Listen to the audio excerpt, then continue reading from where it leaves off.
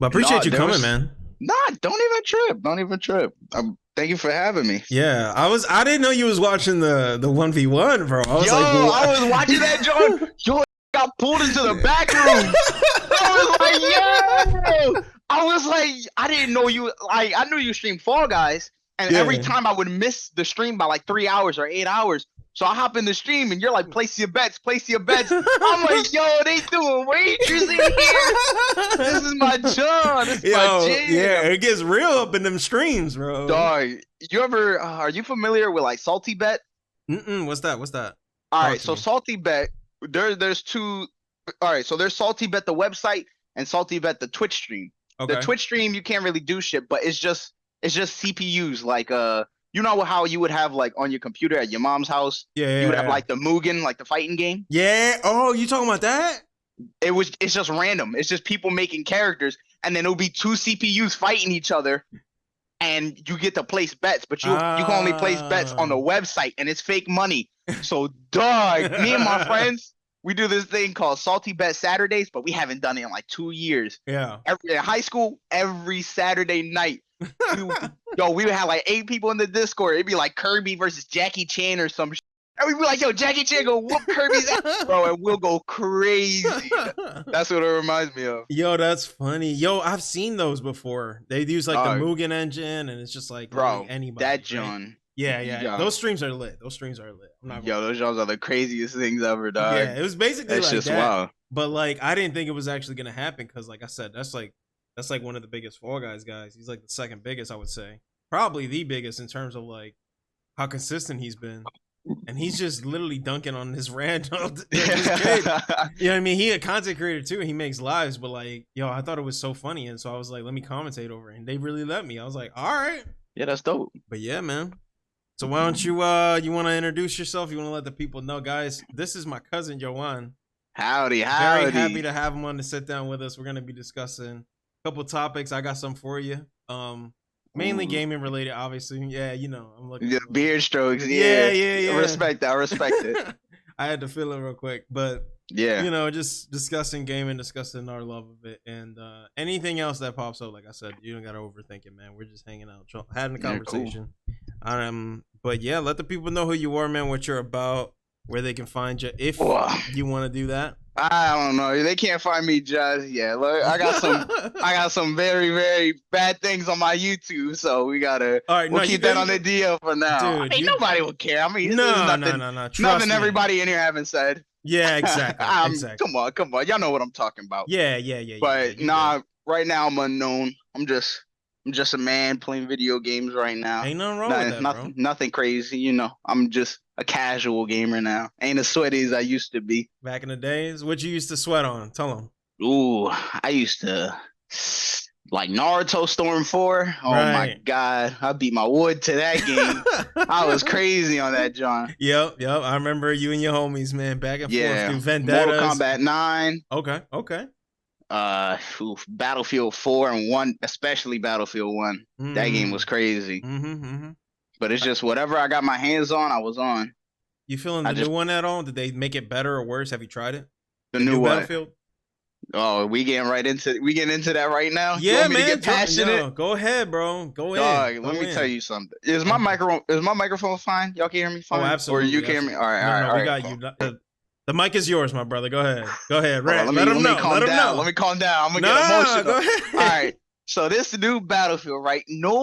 There is not a bigger Battlefield than me. Let me tell you something right now. Yeah. I was ride or die for Battlefield, right? They dropped 5. It was a little iffy, but you know, that's just how the climate was at the time. So it was an alright game. Like Battlefield 5 was cool. It was fine. But then 2042, they was hinting at it. They gave us a bunch of fan service, like in the trailers with the like Rendazook and whatnot. Dog, I was on board, pre-ordered the game. Ooh. My friends pre-ordered the game and got the SSD that came with it. We was on that game, and let me tell you, disappointment wasn't the word. So you played it on launch, day one. I did. Oh bro. My. Let me tell you something. Like when it come to Battlefield, my aim is superb. My aim is true. And it was just I know it was a real problem at the beginning. I don't know if you knew, but like the bloom, with shooting, bro, I would be in front of like 8 people, flank a whole team. I'm like, oh yeah, but let's get to it, and I'll lay down a whole 100-rounder from an LMG, hit like 3 bullets, like I'll Tom and Jerry them. You're like when the knives go around, Tom and Jerry give them a whole outline, yo, and they'll turn around and blast me with a shotgun. I'm like, oh my lord, I'm gonna lose my marbles. And I'm like, did they even like play test this? Like, who they get to play test this? Toddlers, bro. I'm sitting here, I'm mowing, I'm letting rounds sing. I'm letting my gun talk, and nobody's getting hurt. I'll get like 1 or 2 kills when I should have got like the whole squad. I should have got the squad wipe bonus. I was irate. I mean, the planes and fine, like the helicopters. I was a sweaty in the helicopter. I wasn't too sweaty. No, you but good, like I was pretty good in the little bird, and I'd fly around and I blast people, no issue. But the second you put me on the ground, bro, me and my friends would just use pistols because they was more reliable than the ARs, and I'm losing my mind here. Yeah, that John hurt. It hurt a little bit. So you might as well have been shooting Nerf bullets at that point, bro. It's just like, I would prefer Nerf bullets that were accurate. If I could have that, it was a real problem. Like as soon as you like crossed the threshold and got to like medium range, bro, that's pretty much useless. And then there was no life the game and got like the best sniper off rip. Oh my god. Oof. Hold on. Let me go in order. So they would get the best sniper. That John will one shot you at any distance. Yeah. And then I'm like, oh yeah, okay, so I'm a medic. Let me try to, so give him some suppressive fire from this far away. But the boom is already bad, and now you're telling me I gotta fight this dude in bumblefuck on a tower with my AR? Like I'm the only dude shooting at this guy, and he's laying me out. Literally, all I did at the beginning of Battlefield 42, I would play like the wingsuit lady, get C4, find somewhere high, jump off. Fucking C4, a helicopter or some shit, blow that shit up, or tanks. That's all I could do, because I'm gonna fight somebody and then die from some. Let me not be colorful with my words. No, go ahead. Let it rip, dude. Let it rip. Nah. I'll get there. It's getting to that point. But there'll be some dude just chilling there with a fucking Barrett, just smoking me. Yeah, no, that joke was it was a bad thing. It was a rough launch, yeah. Have you went back to it at all? I went back to it for like 3 days, but I'm just like, the damage is already done. Yeah, see, that's what I was gonna say. Like, so I didn't play it at launch. I played it when it I didn't even touch it actually. No, I'm lying. But I saw it recently. I don't know if you watch Jack Frags. Yeah.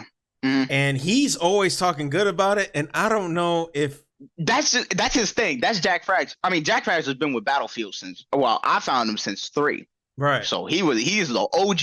Yeah. And I respect his word. But I'm like, Jack, we're not just gonna ignore that launch. Like, I love you, but we're not gonna ignore what just happened. Yeah. Cause and it was I don't know. I don't know if it was just my poopy Wi-Fi, but I don't got poopy Wi-Fi. I got Ethernet set up, so I'm cool. Yeah. But like, I would get booted off of maps, bro. I don't know why this only happens in dice games, because I don't be like playing Call of Duty and then I log into a lobby and it's just me, and it won't put me in a game where it's just me and I'm wandering the map alone. Yeah. Or I'm just sitting there in not the lobby, but it's just like, how you hop in a Battlefield game and it's like the spawn screen. Yeah, I got you. Like, why does that even happen? Like, yeah. Like, am I just supposed to sit and wait for 20 people to show up on either side just so I could play? No, I gotta leave. Then I gotta go through the whole process again.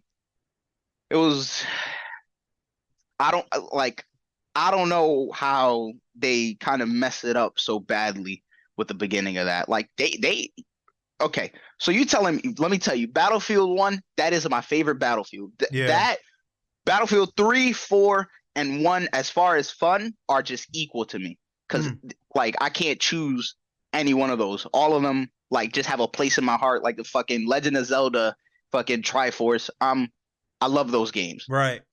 Battlefield 1 was the last game that they dropped. That is one of the most perfect games ever dropped. Like, whoa, really? Call it a hot take. Hold on. At launch, or you're saying in general? I think at launch it was fine. I don't remember it being bad. I was on PlayStation and I was clapping cheeks. I was playing well. When like I haven't like no, that was because I had shitty Wi-Fi. But that like the connection seemed fine. The beta was great. Good Lord, I played the shit out of the beta. The beta was, oh my God, it was phenomenal. I played the beta. It was cool. The game launched fine. There wasn't really any problem. Sometimes you would get empty servers, but you just back out, go back in, and most of the time you'll find a good server. Okay. Like sometimes it was a pain in the ass, but like the game was so fun, I didn't mind waiting. Like it just made me wanna play more. But oh my God, that game was so great. And all you had to do was just replicate it for 5 and just like, yo, bro, I didn't give a fuck if it was the same engine. You could literally carbon copy, pull a Call of Duty and just copy it with World War II weapons and World War II planes. I wouldn't have cared. Yeah. But they switched it up a bit. It was a little weird. Battlefield 5 was all right. And then after getting the feedback for 5 and how weird that was, just like the Battlefield 1, put that John on 42, like the same idea. Anybody who worked on Battlefield 1, put them on 42 because Battlefield 1 was just great. Like they introduced new things and there was a bunch. Oh my, that's what I was going to say. I forgot earlier. Battlefield 2042. I heard that they were going to have an arsenal similar to Battlefield 4. Battlefield 4, there was like fucking like, it felt like 90 guns you could choose on either class because you had like, you could like, let's say I'm playing medic, you could have assault rifles, DMRs, shotguns, and carbines. And it's like the DMR, shotguns, and carbines, you could get them on any class. And there was just guns galore and you could like have so many loadouts. And there's, to this day, there's still weapons that I haven't used, mostly because, I'm broke and I don't got DLC. But still, there was a bunch of guns that you could use. You had a whole arsenal at your disposal. But Battlefield 2042, bro, there were at launch, bro, there's like, and this is across every class. Altogether, there was like 15 guns. I was irate. I'm like, yo. So there's like 3 or 4 assault rifles. There's like 3 pistols. There's like 3 shotguns. There's 3 snipers. I think there was 3 or 4 shotguns. And then they had a handful of SMGs. That's it.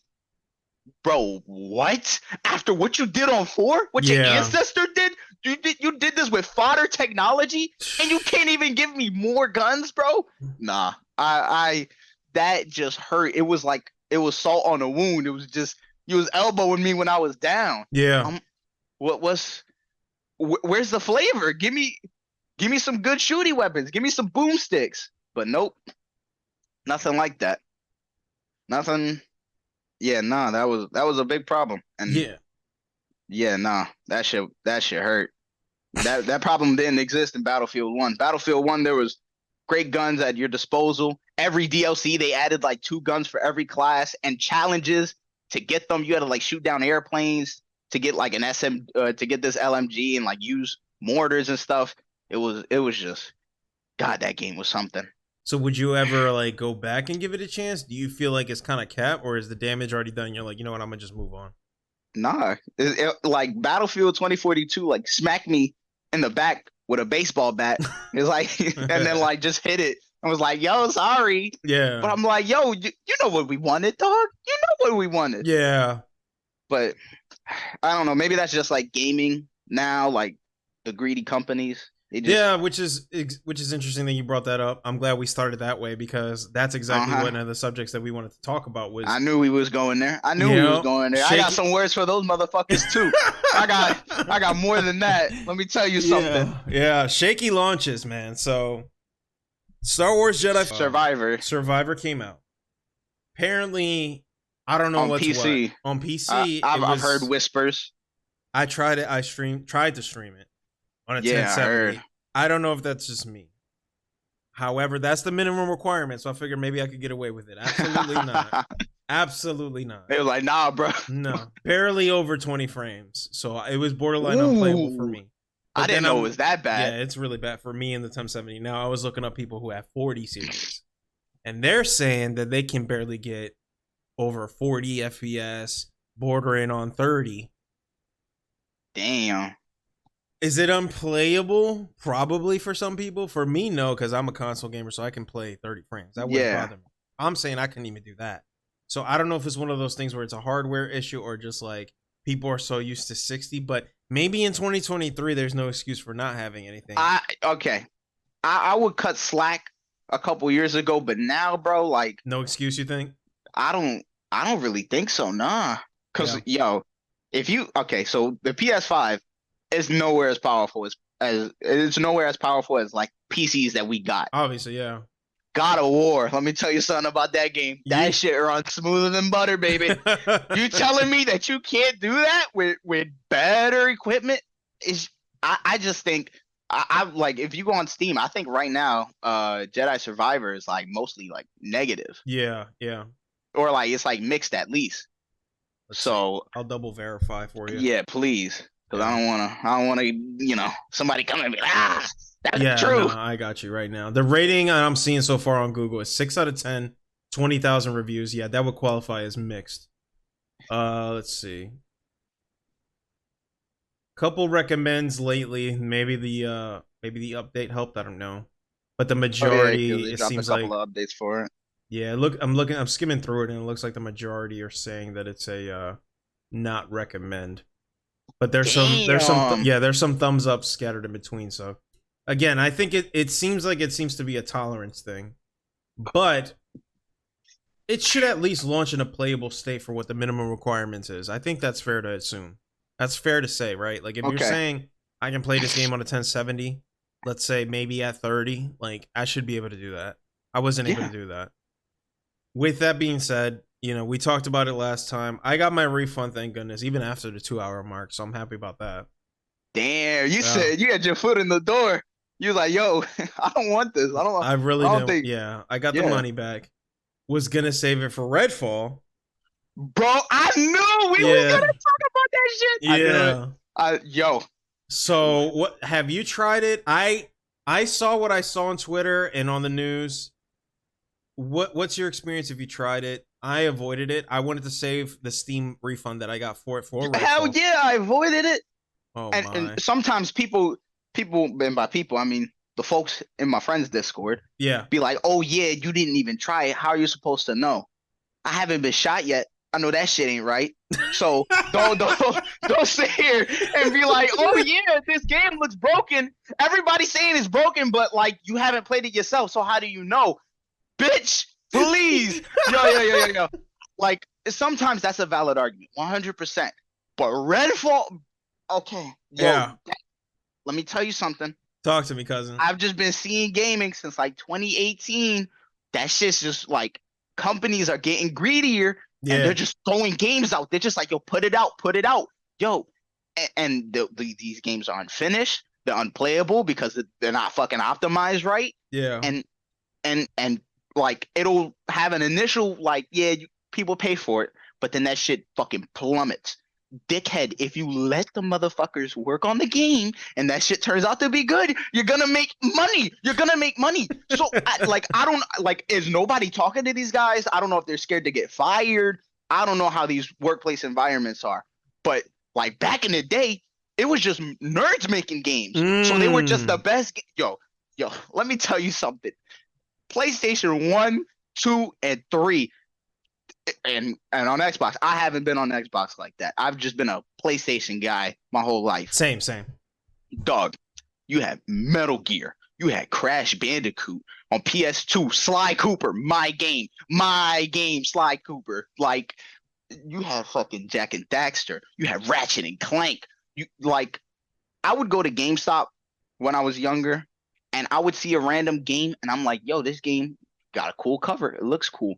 And I would say like 7 out of 10 times, that shit was heat. That shit was awesome. But now you can't do that because like if a game looks shit, it's probably shit. Like right now, I would say like 70 to 80% of indie games, they launch better and just feel like it feels like love. Like it's like eating at Popeyes. Like yeah, Popeyes is good, but like when your mom cook at home, that shit slapped because it was made with love. Mm. So it like indie games, yo, let me tell you right now, Enter the Gungeon, I was playing that game and watching your stream. I was I'm like, I've played so many hours on that game. Yeah. And Devolver, that publisher, I don't think they have a bad game on their catalog. Every game they put out is just fucking slaps. And most of them are indie games. And I'm having a fucking blast. But these AAA games, they're just dropping fucking half-done Cyberpunk. That game hurt me so much. Yeah. I still played the fuck out of it. But dog, we didn't get what we was promised. No. And it's still a playable, fun game, but you know. It's interesting that you're saying that, because I don't know if you saw the one with me and Bo when I talked to Bo Knows Gaming. I've only ever seen your sister and then Mr. Yoda. Okay. Let me double check and make sure. But when I talked to him, let's see. So that was episode 3. So in episode 3, I talked to Bo. I expressed to him the same sentiment, to where it seems like these indie companies are the new forefront in terms of like passion and innovation, and actually like giving a crap like they did back then. Like I said, like all they had was a rock and a hammer, and you had to make something creative out of that. And they would do that shit. And they would do that shit. They would make things like, you got the Mario theme, the Pac-Man theme, the Tetris theme. Iconic soundtracks that you can probably hear right now as I say it. Yes. But right now, bro, when's the last time you remember a soundtrack, bro? Maybe like... From a AAA game? From a AAA game. Oof. I'd be lying if I said I could remember. Bro, that's what I'm saying. But if I come on here and I say, remember, you know, I don't know. No offense. I know it was Game of the Year. Hot takes are coming out this podcast. But can you really remember, like, hold on, I'm going to say it. I didn't even say it yet. No. Can you really remember the Elden Ring soundtrack? Me? All right. Let me tell you something. I can't, bro. Besides the menu music, right? I'd be lying if I said I knew any other soundtrack besides the menu music. I know more about the Dark Souls than Elden Ring, but maybe that's because Elden Ring is brand new. Yeah, maybe. But I can remember the Battlefield theme. I can remember the Halo theme. I can remember Metal Gear. I can remember. I definitely see what you mean, though. You know what I mean? Like stuff like that matters. Unpolished, unfinished games. I just feel like the indie companies are the new like era in terms of like how PS1, PS2 and those games were, where you can feel like they actually cared about what they were making. You can feel it. Yeah. You know I don't even think it's like a new era.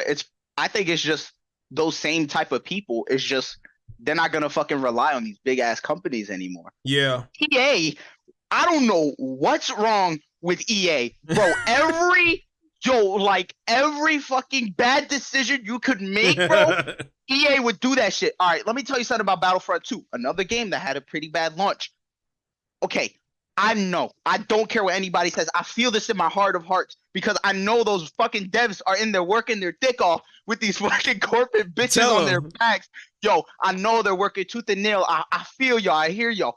Yo, Dave, hard carried like fucking bodybuilder Arnold Schwarzenegger fucking worked their ass off to get that game back into a playable good state.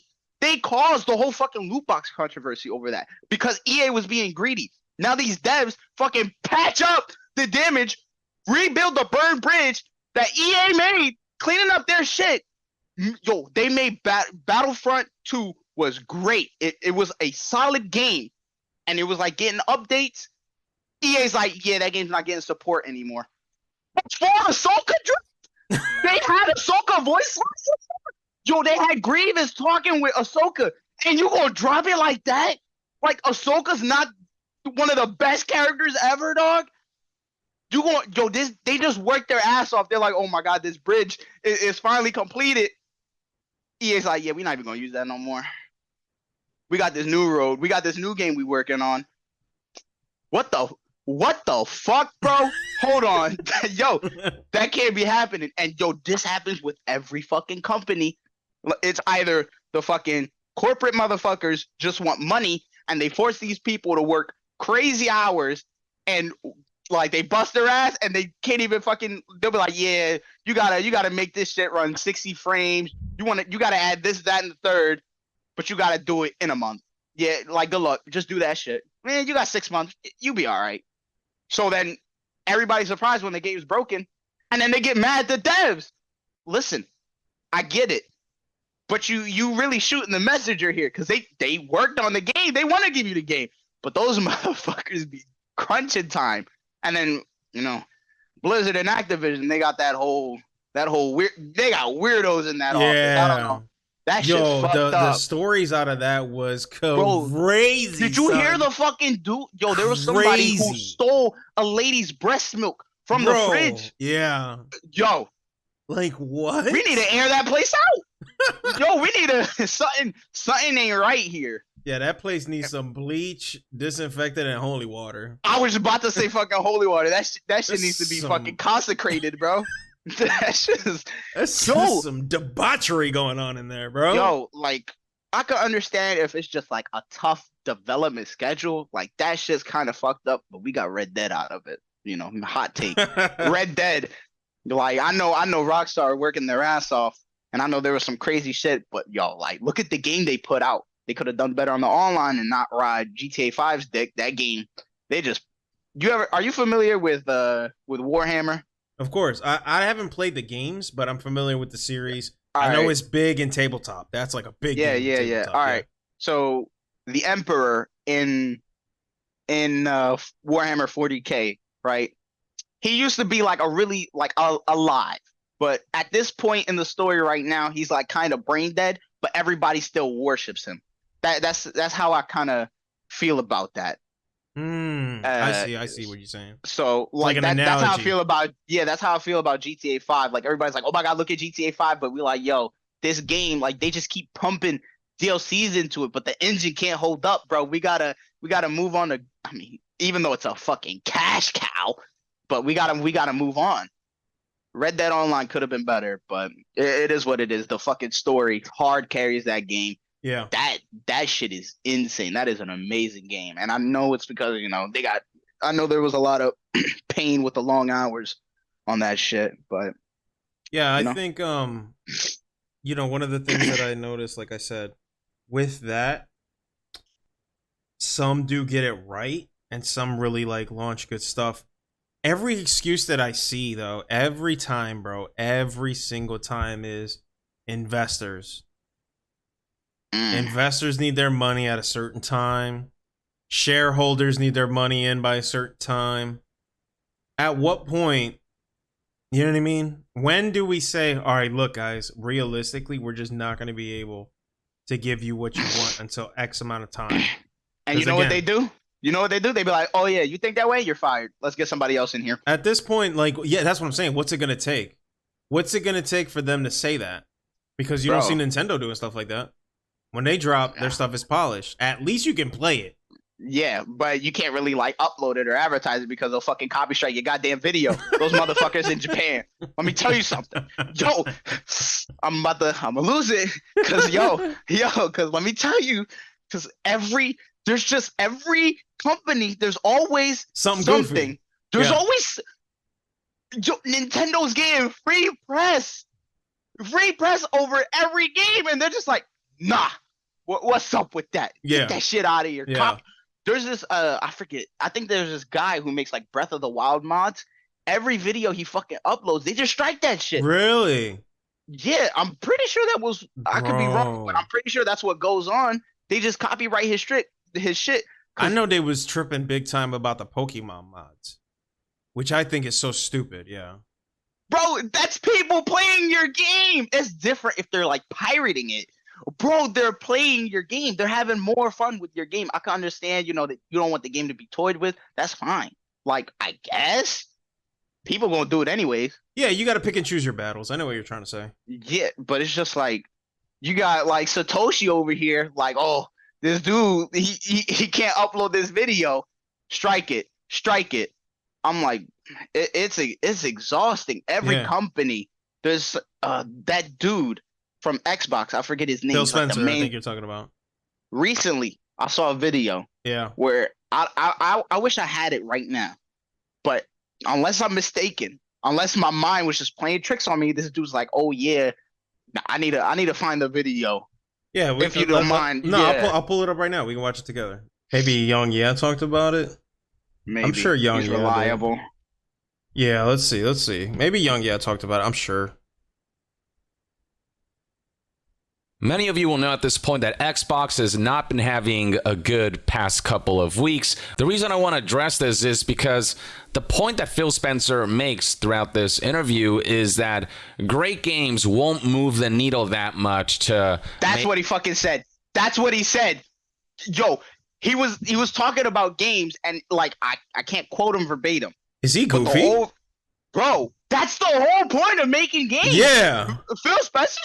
Is he drunk? Back in the day that we counted on. Well, that the Xbox dudes counted on. What? But making great games ain't gonna move the needle. Has he ever seen Uncharted, God of War, right? Elden Ring, Sekiro, Ghost of Tsushima, Bloodborne, anything From Software puts out, Metal Gear. You can go all day. Isn't that what made Halo? Was that it was on an Xbox? Nah, you smoking, bro. What are you talking about? Like, great games. Who wants that, bro? Bro said what? And then Eurogamer's title is similar. Phil Spencer, quote, "There's no world where Starfield is an 11 out of 10 and people start selling their PS5s." We'll address that in a bit. What do you think? Is that fair? Well, all right. Unless he's talking about like that specific game. But even in that case, isn't that supposed to be your whole goal? I mean, it's not like a, like conversion thing. It's just like you want people playing your game. So obviously I don't have this doesn't deserve an advanced answer. You make a great game, people are gonna want your shit. Like they want it. Like me, all right. You put me onto that Mexican place. I want good food. I'm gonna drive there to get it. It's as simple as that. It's not. I don't think it's about putting another business out of business. I want something. I'm gonna go get it. If I like it, I'm gonna just keep getting it. I'm getting fat because that shit slap. But like, dog, I don't like. That's the whole reason. Like, I'm invested in this fucking PS5, even though at the beginning there was no games on it, bro. We get Spider-Man. We got God of War. Yeah. Come on now. I was on that game all day. And I'm still on it. Yeah. Like these are solid games that are dropping. And I like cut out the change for it. And I invested in a PS5. That shit, I had to get my friend stole it from a fucking, like, when I first got my PlayStation, it was in French. Because he stole it from like he got it from a supplier in like France. And then he sold it to me. Which, Josh, thanks for looking out. Yo, the homie, shout out Josh. Yeah. So now, like, I'm cool now. But I don't know. It's just like, I don't know. Is it really, like I'll say it again. It doesn't deserve like a crazy answer. This isn't rocket science here. Yeah. That's how people have always been. It's just supply and demand. If you make great games, bro, we on it. We got your back. But you sitting here saying making good games ain't gonna move the needle. That, like, right now in this moment, I don't believe that he said that. That's insane. Who told him to say that? Yeah, I want to see let me see if he gives an explanation. Are we like misquoting him? Yeah. Yeah, I want to see like the context because that's the attitude that got Xbox where they're at right now. For now, though, I'd like to actually read this bit right here where Phil Spencer said, "We're not in the business of out-consoling Sony or out-consoling Nintendo." And that has been showcased by how much emphasis Xbox has been placing on Game Pass. What Xbox is trying to build is the Xbox platform, not just the Xbox consoles. And Game Pass is a huge part of them trying to essentially spread games to as many devices as possible, especially with cloud gaming. It is true that they're not trying to win the console wars. Hold on a second. Could we go back to the article? I want to read it verbatim because Let's go back. Right here. Can you see that? Yeah. All right. Okay. We are not in the business of out-consoling Sony or out-consoling Nintendo. There isn't really a great solution or win for us, and I know that will upset. There you go. Yeah. All right. Thank you. I know that will upset a ton of people, but the truth of the matter is that when you're in third place in a console marketplace and the top two players are as strong as they are, in certain cases, have a discrete focus on doing deals and other things that will make being Xbox hard for us as a team. Our vision. What? I don't. Wait, say that one more time, because it sounds like word soup. Yeah, Joe, I was reading it and my brain is like melting. Yeah, All right, that's like word soup right there. Okay, but the truth of the matter is that when you're in third, Go ahead. When you're in third place in a console marketplace, and the top 2 players are as strong as they are in certain cases, have discrete focus on doing deals and other things that will make being Xbox hard for us as a team. Our vision is everyone on console has a great experience and they feel like a first-class citizen. Bro. What? Am I crazy here? No, am I not reading right? Hold on, I gotta read it too. Hold on. No. Yeah, no, because the truth of the matter is that when you're third place in a console marketplace and the top 2 players are as strong as they are in certain cases, when the top 2 players are as strong as they are, and in certain cases have a discrete focus on doing deals and other things that will. He lost me, bro. I think. Yeah, okay. Yo. Like when I was reading, I'm like reading ahead as well, and I'm like, am I reading the same thing here? Bro, I'm not. There's no way I'm that dumb. Yo, that's what I'm saying. And in certain cases, they have I guess he's saying the top 2 have a discrete focus on doing deals and other things that makes being Xbox hard for us as a team. Okay, so he's saying that when you're in third place and the top 2 are as strong as they are, and they have a focus on doing deals and other things like that, it makes being on Team Xbox hard. So his vision is that everyone on console has a great experience and they feel like a first-class citizen. I think that I'm giving him the best, like, you know what I mean, case here. I think that's what he's trying to say. He's trying to say that basically in layman's terms, because we're in where we're at, the only thing we can do is to make sure everyone has a good console experience in general. I think that's what he's trying to say. All right. Now here's the thing. He could say that, but what's been happening with Xbox? Right. Now besides Forza and Halo, what's going on with Xbox? Because I don't know. Dude, ain't nothing really popping over. You can say Game Pass. That's it. But Game Pass is heat. I'm not gonna lie. Yeah, it is. That's cool, but here's the problem.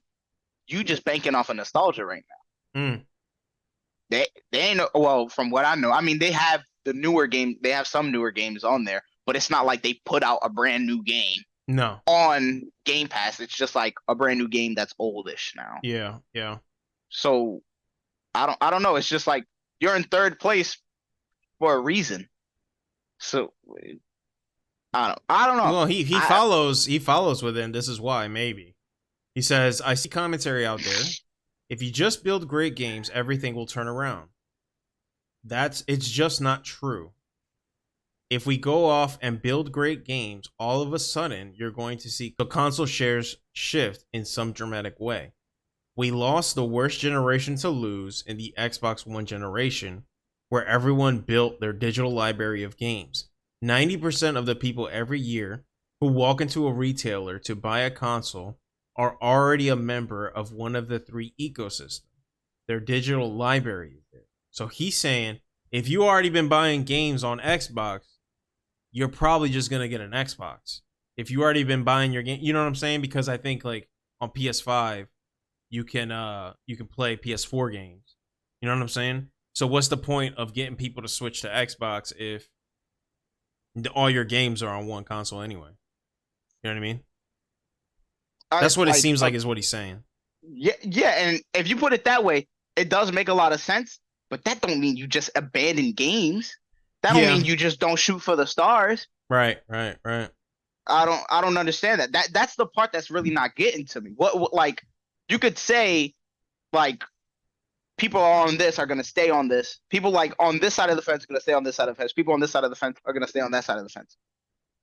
That's cool. Just make good games. Right. That, like, am I crazy for saying that? No, because like I've been on PlayStation. Yeah. I've been on PlayStation, and it's because they have good games, especially on PS4. When I started realizing that they have fucking great exclusives, I'm like, I'm staying here because they got great exclusive. Horizon Zero Dawn. I mean, Metal Gear for a time, at least until fucking Ground Zeroes and shit dropped. Yeah. And then Uncharted, God of War. like these games are coming out, and I'm like, yeah, I want a piece of that. Bloodborne, that one's controversial because like Dark Souls was on everything, and then you got yeah, but I think Demon Souls an exclusive? So Demon Souls was, and it also got remade, I think, for PS5. So that kind of adds fuel to the exclusivity part. Yeah. Yeah. He continues let's read the last highlight. He says, I see a lot of pundits out there who kind of want to go back in time where we all had cartridges and discs and every new generation was a clean slate and you could switch the whole console share. That is just not the world that we are in today, and there's no world where Starfield is an 11 out of 10 and people start selling their PS5s. That's not going to happen. Okay, that's not wrong, but it seems like he's being a little bitter. No one's saying they're gonna feel the same way. Yeah, like no one's saying you're gonna sell my PS5. Nobody's gonna sell your PS5. Xbox. Boom. Exactly. It's not about we're gonna sell our PS5s. It's about you want people to go over there and play on your platform, right? Yeah. Who said anything about selling? Like that's obvious. He's just saying something that's like that sounds like a hot take, but it's like common sense. That's what I'm saying. Yeah. So that's why I'm so like disconnected from what he's saying. Cause it ain't computing. I'm not selling my PS5. Yeah, obviously. After just fighting tooth and nail to get it. Yeah. But if you got something hot on your system, I'm gonna grab yours too. Exactly. I got space. I got space on this desk. It's an IKEA desk. I got space. Yeah. Like I don't want to sell my PlayStation. Yeah. Like there was there were games on Xbox that I wanted to try out. I mean, before they started fucking shutting down everything. Yeah. I remember when I got PS4. There was this game, I forget, was it called like Scalebound or something like that? It was an Xbox. It was gonna be an Xbox exclusive, and you were like a fucking dragon rider and shit, and you get to play co-op with your friends, and it seemed really, really cool. And I was like, I'd get an Xbox just for that. That shit seems tough. They canceled it. Game never came out. For whatever reason that may be, I don't know. But I was willing to actually buy an Xbox over one game. I bought the PS5 for God of War. Yeah, I'm not there to play anything else. I mean, Horizon was great. I mean, I'm here for any new Uncharted if they drop it. The Last of Us, I'm there. Yeah. But like, I don't know. Yeah, it's I think maybe his wording was wrong. I agree. Because what he's saying isn't wrong, but it's just like he's I can't think of the word. Yeah, he's saying an absolute. So like you can't absolutely say for certain that people aren't going to sell their PS5s or Starfield because if it really is that good, can you really say that? No. But I think he's kind of talking like a gamer. You know what I'm saying? Like it's like when we talk to each other and it's like there's no way ever that Mario would ever be on Sony. That's not going to happen. Yeah. It's like I obviously we know that. You just don't really gotta say it like that. You know what I'm trying to say? Yeah. So I don't know. It's an interesting conversation. I think Xbox. I don't know. They did do it to themselves at this point. Like I agree. The way that he's talking, like how he's saying, "Oh yeah, we can never like catch up because of these discrete deals," which might be true in some sense because of this. What deal is going through right now? Is it the Activision deal? It's something with Sony. Yeah. I know it's something crazy like that. But there's a deal going on where basically, I think is it Microsoft something? I was listening to it the other day. I don't know if you know the channel Skill Up, but he was talking about basically it like a lot of the time recently in like the gaming, like as far as the fucking executives go, they just want to monopolize it. Yeah, it sounds like you're talking about, real quick, not to cut you off, it sounds like you're talking about the talking about Microsoft Activision deal. Apparently it got blocked by UK. The fucking okay. That one. It's like fucking $70 billion or something. Yeah, how does that even work? How do you block a deal? I don't understand. Bro, that's too advanced for me. I'm just here to play games. Like I could understand with that situation, like how, you know, the discrete deals and whatnot. Yeah, I can see how that fucks you over. But like when he's saying shit like, "Oh yeah, we can't catch up," You talking like a loser, bro. Yeah, You yeah, talking, yeah. You talking, as my friends would say, you talking like an itch bitch. Like, yo, like be a man, respectfully. Yeah, like you're not doing a good job marketing your own console. It's not That's like, what I'm, like you're saying it like you would you're never sorry. you would never see Sony saying something like, you know, our new God of War ain't gonna get people to sell their Xbox. They're not gonna say that. They're gonna say, yo, you're gonna want to sell everything you have to play this game. Yes. Yeah. Yes. It's the attitude. Yeah. Like you ever see like the fucking Power Glove back in the day where they're like, it's so bad. Yeah, they made like it they're like, yeah. Like that they made that shit seem cool, and then people started buying it, even though it wasn't the best of the best. They made that shit seem cool, so it like people wanted it. Yeah. If you're like, I mean, we can't really compete with these guys. They have God of War. I'm like, die, like. Yeah, like no duh. That's what I'm saying. That attitude is what got you here in the first place. Yeah. That's what I'm saying. Yeah. That's a good. I was willing to try Halo. I was gonna invest. I was gonna check out Halo. But then all this shit started coming out, and I'm like, co-op. How you that up, bro? Joe, what's up with co-op? Over the last what's been going on with co-op games? There's no couch co-op games. Yeah, y'all need to stop slandering co-op. Talk your shit. Stop slandering. Wait, who's slandering co-op? Everyone, people you know? Right. It's only you guys. Everybody wants co-op. Is for some reason y'all don't want to put it in. Everyone. I don't know a single person who ever got on a video and was like, I don't want co-op. I don't want couch co-op. I don't want to play this game with one of my friends. Fuck that. Yo, let me tell you something real quick. I got a real problem with the threes, like Apex and Destiny. Fucking being like, oh yeah, like let's just play with 3 people. Well, fuck the fourth friend. Yeah. Fuck that guy. He can go fuck himself. The fourth will. That's what I'm saying. Yeah. Like, it's like on a sidewalk, how you only got space for like 2 or 3 people, and then you got that one friend who's sitting in the back. I'm sitting there keeping the bench warm. Come on now. They got me in the back like Rosa over here, dog. Like, come on, you killing me. Yeah. Unless you're playing like the Crucible, right? Yeah. I was just about to say that. You took the words right out of my mouth. Mm-hmm. Like they're like, oh yeah, let's do this strike. Let's do this fucking dungeon real quick. But then you got the other guy like, hey guys, can we play some Crucible? I want to play some D2 too. Nah, he asked out now. Yeah. Or like Back 4 Blood. Say what you want about Back 4 Blood. I had fun on it. I mean, you can't beat Left 4 Dead 2. No. But like, it's more about just like, I don't know. I wish there were more co-op games. Remember Army of Two? I don't know if you ever played that game. I do. I played that shit with my brother, and that shit was fun. You had the mechanic where you could be back to back, and you're like shooting and shit. That's so clean. Yeah. Yo, like, you don't want that? I want that. Sometimes people don't got good Wi-Fi, so they can't even play online. Yeah. That's why the campaign is there, and then they would have co-op. Call of Duty had co-op. Zombies, bro. Zombies was the best thing ever made. I played that shit all the time. World at War to Black Ops 3. I didn't touch Black Ops 4. We're not going to talk about that. I didn't touch Cold War. We're not going to talk about that. No. I want Treyarch. That's it. I'm loyal. That's my main bitch. That's my bottom bitch. I'm not touching that other stuff. That blasphemy.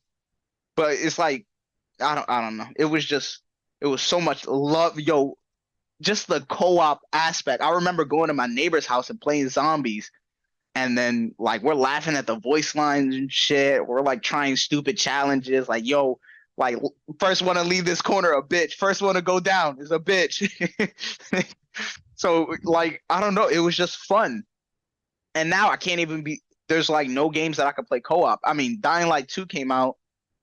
I don't know. Is Dead Island 2 co-op? Probably is. Yeah, I think it's co-op. Redfall is, but that fucking that mess. That mess of a game. I think it's co-op up to 4, but it's pretty good. I played it on stream a couple of times. I really like that game. I think it's a great game. Yeah, I might invest. My pocket's a little light right now. Just came back from NAMM. Came back from my tour. Talk to me about that, by the way, man. Dog. So what can you share? Like, how was that experience? I can tell you everything about NAMM. Dude, let me tell you something real quick. How was the experience, man? Did you come back happier? Did you not like it? Like, what'd you think? No, it was like I enjoyed my trip, and I came back ready for the American amenities. You know, so Vietnam is tough, right? All right, so let me get the bad out of the way. It's a small list. Real quick, guys. When he says tough, he means a good thing. Just so you know. Oh yeah. It's Philly slang. Yeah, tough is good. Bad, tough is good. Tough You is good. You good. Yeah, it's not tough like TOUGH TUFF. I need to make that clear. Yeah. So when we say stuff like tough, it means good. When we say stuff like John, that means typically like thing. John is a noun. It's a person, place, or thing. There you go. Perfect. So, outstanding. Yeah. All right. So the bad. Go ahead. The bad. Yeah. All right. I'll give you some of the bad. I'll get to the main bad at the end, which is mostly the heat. I'll leave that there because I got a funny story about that. I just told it today too. Okay. So it's perfect timing. All right. So, number one, the food, right? The street vendors, their pho slaps.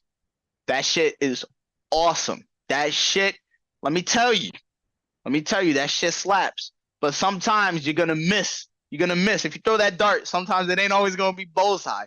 So sometimes, I don't know, maybe it's because, I'm Hispanic, so we like a lot of flavor, and we let the flavors get to know each other.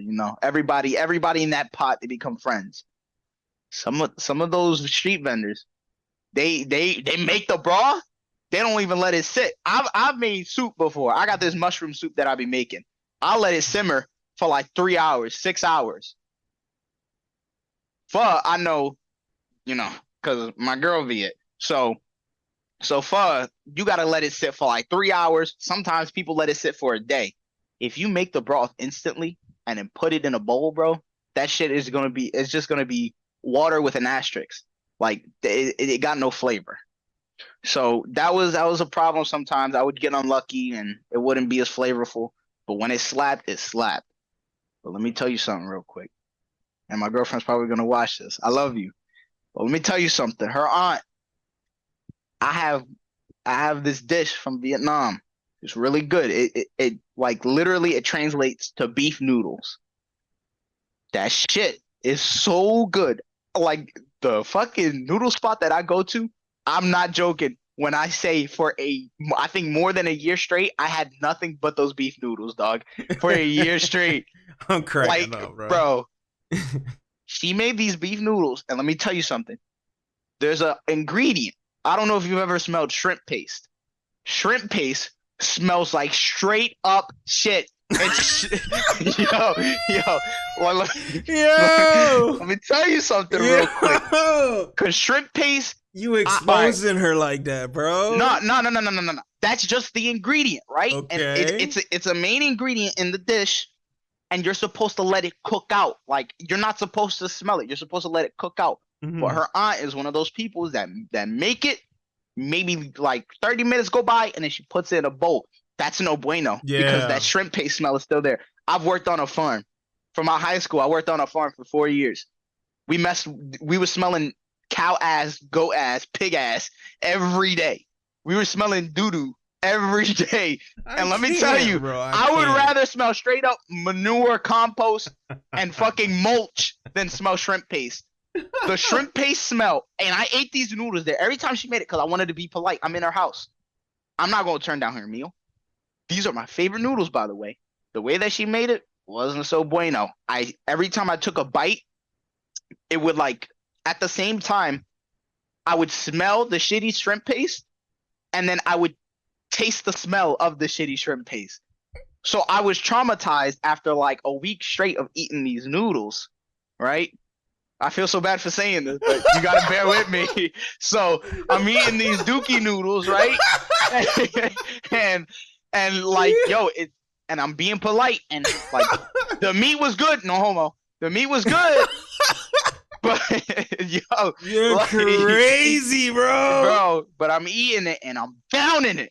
I'm drinking the broth because I'm a champion, and I'm not gonna sit here and not eat this food, right?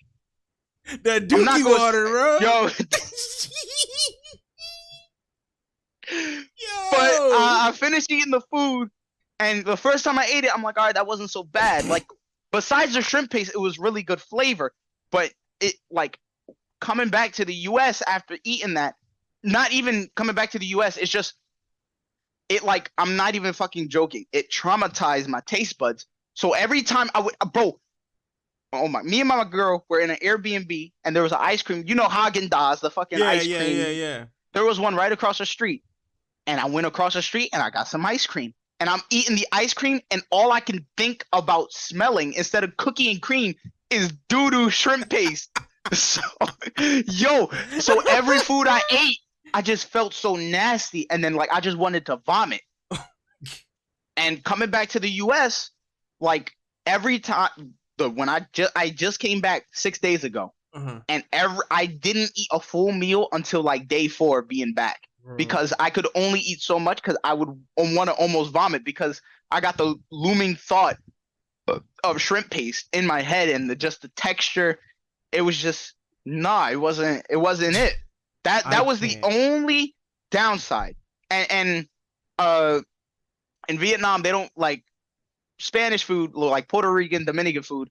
We don't like fucking, heart disease salt it up. Some people do.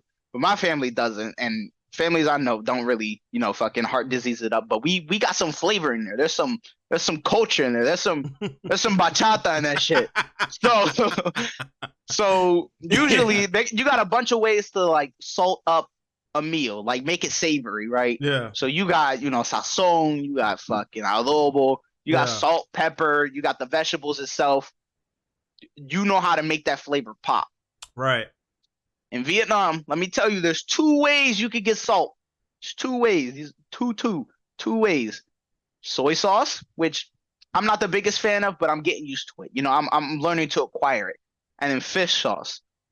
Let me tell you, those 2 are the only ways you're getting salt. And I'm not joking. Those are the only ways you're getting any type of salinity in your food. Other than that, that shit is fucking copy paper bland. I love you, but I'm telling you. I'm just saying, Dude, now I'm gonna talk about this later. I'm gonna check the dislike. It's gonna be her. Yo. And I'm not throwing shots at my folks from Vietnam if there's any. I love y'all. Sometimes y'all food ain't it, and sometimes it is. When it is, it is. When it ain't, it ain't. But that's everywhere. Yeah, we stay. Me and Joan, we stay going to pho places, bro. I know what you're saying. It's everybody I ever talk to that makes like homemade pho. They tell me like, yo, we let it sit for a minute. Yeah, because you gotta let you gotta let it incubate. Yeah, like sit like pho is dope. It just sounds like the person that made it probably didn't understand that or just didn't want to. I don't know. Yeah, and you said this yourself. I'm talking to my girlfriend here. She said herself that her aunt's cooking ain't the best. Let me tell you, her mom's cooking though. That shit is out of this world. That shit is great. Okay, good. So there was a silver lining. There you go. Yeah. So those are as far as food goes, only 2 problems. I'm not really a big fan of soy sauce or fish sauce. Yeah. Not really a problem. And actually, here's another part. If it ain't an American food chain, fast food place, don't go there. I'm telling you. Let me tell you right now. I'm talking to everybody here. Talking to you too. Let me tell you something. I can confidently say I have seen more chicken than everybody on this fucking channel combined. All right? I have seen more chicken than every man. All right? I don't give a shit if you're older than me. I've seen more chicken than anybody. You know what I'm talking about. Yeah, no, it's true. You know what I'm talking about. Guys, it's true. It's true. He has. I've seen more chicken than anybody. Yeah, I've tasted more chicken than anybody. I eat that shit every day. Let me tell you something. Literally. I went to this place. My blood's boiling. All right. That's my father talking to me. That's the chicken man talking to me. All right. I went to a place. I'm warning y'all. Texas chicken in Vietnam. I go there. I order the food. I have a headache. I had heat exhaustion there. I'll get to that point next. But just know I had a headache there, and I wanted some grub. And I was craving French fries, and they had chicken. So I'm like, fuck yeah, throw some chicken up on that bitch. So I order the chicken. The shit looked crispier than a bitch. They breaded it nice. I opened the box. The steam hit me. I'm like, I'm getting ready to grub right now. Yeah, you about to make a crime scene. Yo, I'm telling you. So I pick it up, right? And then I'll bite into it. Crunch, right? No juice, no salt on the chicken. No. Yo, let me tell you something. I was like, maybe it's the wrong spot. I flip the chicken over, take a second bite. Nigga, that John it tasted like It tasted like, that's what it tasted like. I'm like, no. Oh man. Bro, after that first piece of chicken, I threw that shit right back in the box and started chowing on the French fries. Dang. The French fries had salt. I'm telling you right now, if it ain't Popeye slap, KFC slap, McDonald's slap, Burger King slap, because there was, come on now. Right. I'm not advocating for heart disease here when I say I want a bit of salt, goddammit. I'm just, what am I saying here? Like, all right, so I got my Coca-Cola, I got my French fries, and I got this box that I spent chicken on. Right? That I spent chicken on. I spent money on this chicken, and I'm not even gonna eat it. So those are my only problems. It's mostly around some of the flavors, because they sometimes motherfuckers just don't know what they're doing. But let's get to oh wait, now I need to get one more bad out of the way. The fucking heat. All right, I'm Hispanic. All right, I can handle a bit of heat. But the other side of the coin of heat, it ain't cold, it's humidity. Let me tell you something about humidity, dog. All right, so let me break something down to you. Vietnam is tropical, right? That's the climate there, right? So it's naturally gonna be like high 80s, 90s. That's cool. Then you got humidity on top of that. So like when it's 80, it's always gonna feel like 90. When it's 90, it's gonna feel like 100. Cool. That's understandable. That's where you are. But Vietnam also has a little bit of pollution because there's a lot of mopeds there. So it's literally just constant carbon dioxide going up into the atmosphere. So it's making a greenhouse gas effect in like a fucking huge area. Every day in Vietnam for 13 days was 90. It was 90 degrees. Guaranteed fact. It was 90 degrees. Felt like 100 plus every day. Bro, I'm telling you. I got to day 8. I think it was day 7 or 8. I had heat exhaustion for 2 days, bro. I was fucked up. Bruh. Dog, we went out to this attraction. Hold up. I gotta know this. Like, how did you know? Like, how do you feel that? What? Because I never had that. Like, what does that feel like? Bro, all right. So, all right. So imagine, right? You just got your ass beat. And then, like, you have a headache. And then you're in reach of, like, Tylenol. And they slap that shit out your hand. Your body aches. I don't know if I was also sick as well. I don't know if this is a part of heat exhaustion. I doubt it. But I had, like, the sniffles as well. So I'm sneezing and coughing. What? It was a pain.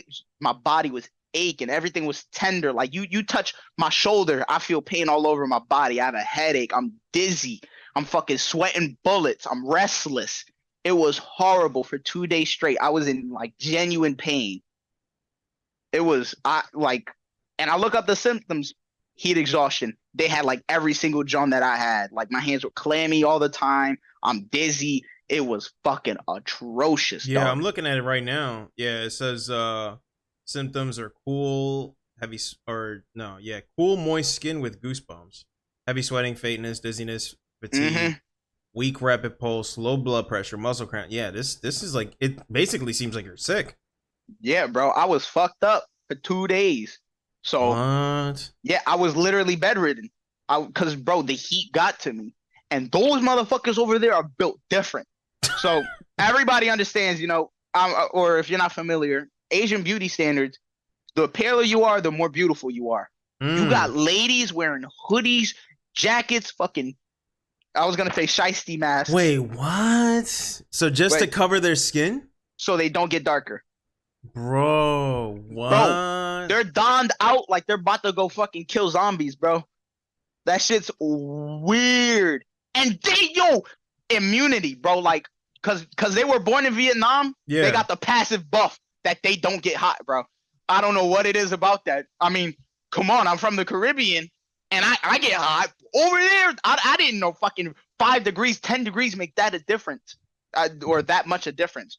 Bro, I'm telling you, that place was hot as balls. Every day, swamp ass, bro. Swamp ass, bro. You don't even know. That ass was more seasoned than the pho, dog. Bro, yo, That joint was mad salty, bro. So every day I'm taking double shower, triple showers. Yeah. I'm dying because that there, humidity probably felt sticky too. bro. That's what I'm saying. Yeah. Like my boys are going one side, the other side, and just staying there. Y'all know what I'm talking about. I know y'all know what I'm talking about. Yeah. So it was bad. It was bad. The heat was just, oh my Lord. Let me tell you the story real quick. So basically we're not in a poor area, but we're like it's like lower class area. We in this apartment building. And basically throughout the whole apartment building, no fucking air conditioning. There's only air conditioning in the room, but here's the problem. You can't really have everything on because you'll have a fucking power surge. Wow. Like you have on 2 fans and the air conditioner, shit is shutting down. So most of the time, air conditioner wasn't on. The only time the AC was on is when everybody was in one room. And that room was small as shit. I stayed at my girlfriend's aunt's house because it was free. That's why I did that. Should I have done it? In retrospect, no, because that fucking I didn't know it was gonna be that bad as far as the AC. So it's the middle of the night. It's like my 9th day. It's the middle of the night. Let me tell you something real quick. Me and my girl just came back from the Airbnb. We enjoyed our stay. It was awesome. We had a bunch of alcohol that we couldn't even drink because she had a headache or she got sick. I had heat exhaustion. Couldn't drink it, so we bring it. It's a whole 6-pack of wine coolers, bro. We bring it back. And oh my fucking God. So I'm laying down. It's like 3 a.m. I'm hot as fuck in this room. The AC's on. I'm hot as fuck. Swamp ass creeping up. I'm like, oh Lord. So I get up. Like I push my girl off me. I get up. I go into the fucking living room. Everybody got the drinks in there. They got their separate drinks, right? They got their 7-Ups in there. Oh, that's another thing. There's no carbonation over there. You pop open a soda, it's almost gonna be flat. If I gave a McDonald's Sprite to a Vietnamese kid right now, that motherfucker gonna look like the grandma from SpongeBob in a wheelchair. Like they're gonna get out of commission, bro. Cause there's no carbonation over there. You know, that is what it is. I walk to the fridge.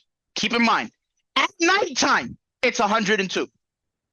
It's bro. always 100. I What? promise you. I'm not. I can show it to you right now. Search it up right now. That's crazy, bro. Bro, right now at night, or like in Vietnam at night, it's always hot. So it's hot as balls. I'm sweating my dick off. I pop open the fridge. There's 7-Up. Don't want it. I don't know if this is just my girl's family, but they always got room temperature water. They don't put the water in the fridge too often. So it's most of the time room temperature water. It's a problem when the room temperature is 100 fucking degrees. So I'm drinking like 60, like probably like 70-degree water. Yeah. I might as well swallow my saliva because that's just the same. It's the same temperature. I'll pop open the fridge. I'm not much of a drinker. I'll pop open the fridge. That wine cooler looking at me. I grab that shit. Bro, it's the middle of the night. Grab that shit. I look around for felt like 15, 20 minutes. No bottle openers. I'm like, I fucking open their front door. Boom! And some of the wine cooler spilled on the floor. I sat there and I downed that shit. Bro, you know like when you put a drink like in the back of the fridge and it start to like ice up, it start to crystallize? Yeah. Bro, I was drinking that shit. Oh my lordy, bro. That shit was rejuvenating, bro. That shit. It was like straight from heaven, bro. Bro, that shit. Jesus himself made that wine. I felt like I was in a fucking Sprite commercial, bro. I was drinking it. In like 3 gulps, I downed the whole joint. Yeah. And that shit, like, oh, my chest started getting warm. I'm like, oh, that shit was spiffy.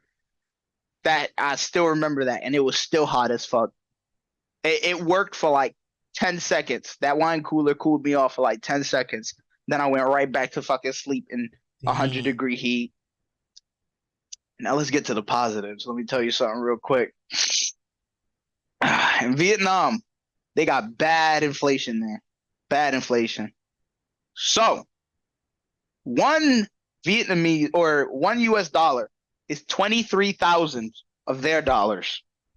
Bro, let me tell you something real quick.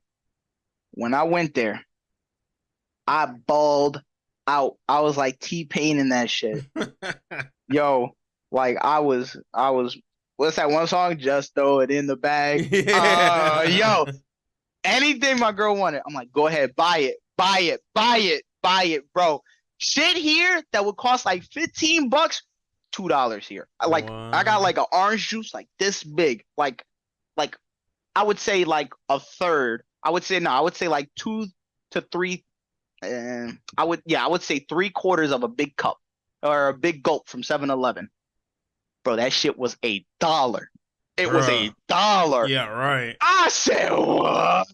Yeah. Bro, the pho on the street, $1, basically. $1 or $2. Clothing there. Shit like shirts that I would pay like $15 for. That shit was like fucking $4, $5. I'm telling my girl, buy everything you want. Get whatever you want. You want me to buy clothes? I'll buy clothes.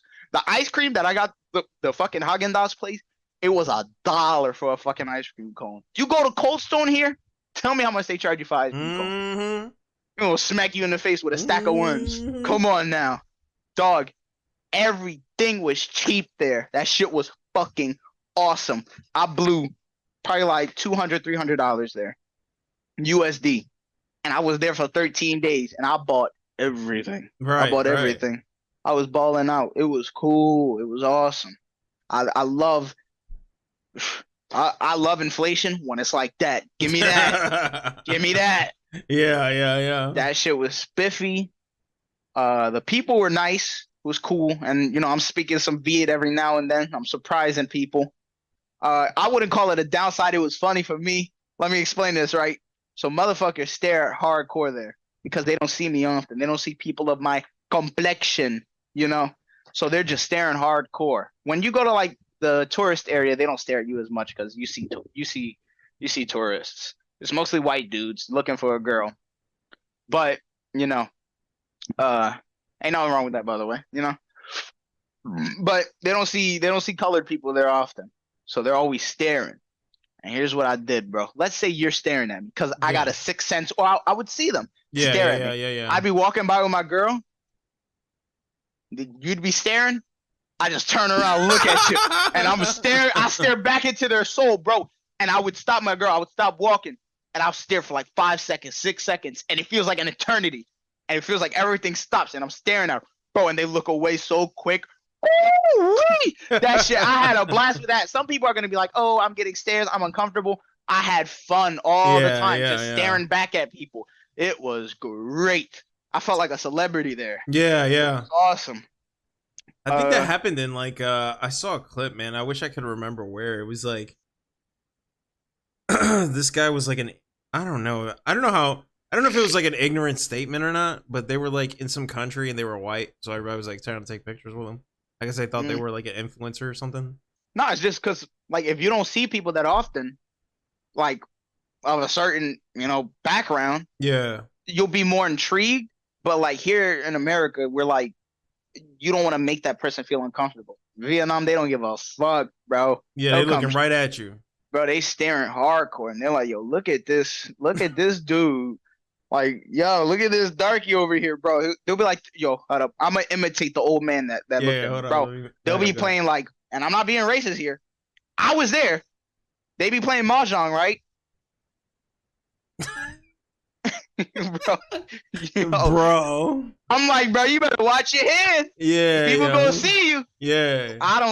It didn't bother me too much. It was awesome. And like when I would speak Vietnamese to them, I'm not good at all. I'm practicing, but when I would speak it, they'd appreciate it. And they'd be like, "Whoa, that's crazy! That's crazy! Yeah. That's wild." That's good that you like understand that though, because I feel like art. Yeah, I know you're not because you're wise beyond your years. But I feel like some people they try to inject our values to them, and that's not fair because they just don't know. They just don't live the way we live. We're used. That's what I'm saying. It's completely different, and you can't be mad at them for it. Right. Like when in Rome, dog. Yeah, that's why I was staring back. I know you get, but you get that though. Like I feel like there might have been incidents, I imagine, where someone will go there, get all butt hurt that they're staring, and it's like, yeah, bro, that you're literally on another part of the world. bro, I was on the other side of the fucking planet. Right. That shit was wild, bro. Yeah. And it did literally feel like a whole new world. Listen, I don't know about y'all, but here, if I walk out and it's like 10 o'clock, 11 o'clock, if it ain't bright outside and you're walking outside, you probably are going to come across trouble. I'll say a third of the time, you're going to come across trouble. Yeah. Bro, in Vietnam, I didn't have to worry about shit. Interesting. I didn't have to worry about dickheads or anything. So I'm walking around. We going everywhere. We walking forever. It's just awesome because I don't have. There's no extra worry. Like why do you think that is? Like how could you just walk around late at night and not worry about nothing happening to you? Cause all right. So how do I say this without sounding like a fucking piece of shit? So a average okay. The average I just start laughing because I'm like, bro, I'm kind of like I don't know how to answer that. All right, okay. How do I answer that? Just take it with a grain of salt. Y'all don't give a shit. Y'all don't care. No. I'm gonna let you rock. Go ahead, man. Say what it is. So the average Vietnamese, if you go to Vietnam, you'll see the average Vietnamese man there is built like the average fourth grader here. So every day, like the caveman in the back of my head, the regular person is just like, it's not something I have to worry about. Nobody's gonna start a problem. That's the rational part of my brain. Then you got my ego, like the caveman, the Neanderthal. The back of my head, like, I'm gonna fuck this dude up. I'm gonna whoop his ass. So I'm like, yo, this dude ain't shit. I go beat him. Yo, no shot. That's not, but I'm not looking for a fight. Obviously. I'm just saying, if I have to defend my girlfriend, it will require minimal effort. And I'm not saying that to be a dick. I'm just saying. Yeah, you are pretty tall. So. Bro, oh my God, I was the giant over there. Yeah. Bro, I'm towering over these dudes. Oh, interesting. I was like LeBron, and everybody else was like Jonah Hill. So like, I'm towering over everybody. Yeah. I'm a foreigner. Nobody, and they just don't bother people over there. Yeah. So, like, not even that whole bullshit. Like, oh, like physically, I might be stronger.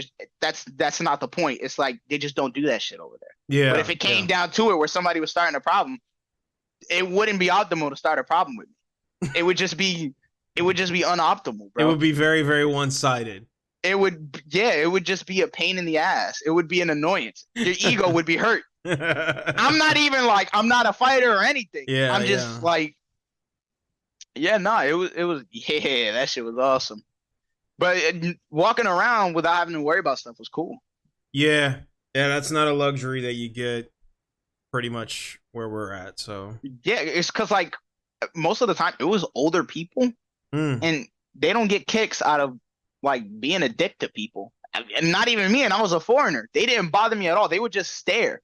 That's not really an issue. They're just looking at me. It ain't like they ain't saying like fuck this guy. I'm just walking around minding my business. I'm not bothering their business. They're chasing a bag. They're making their money.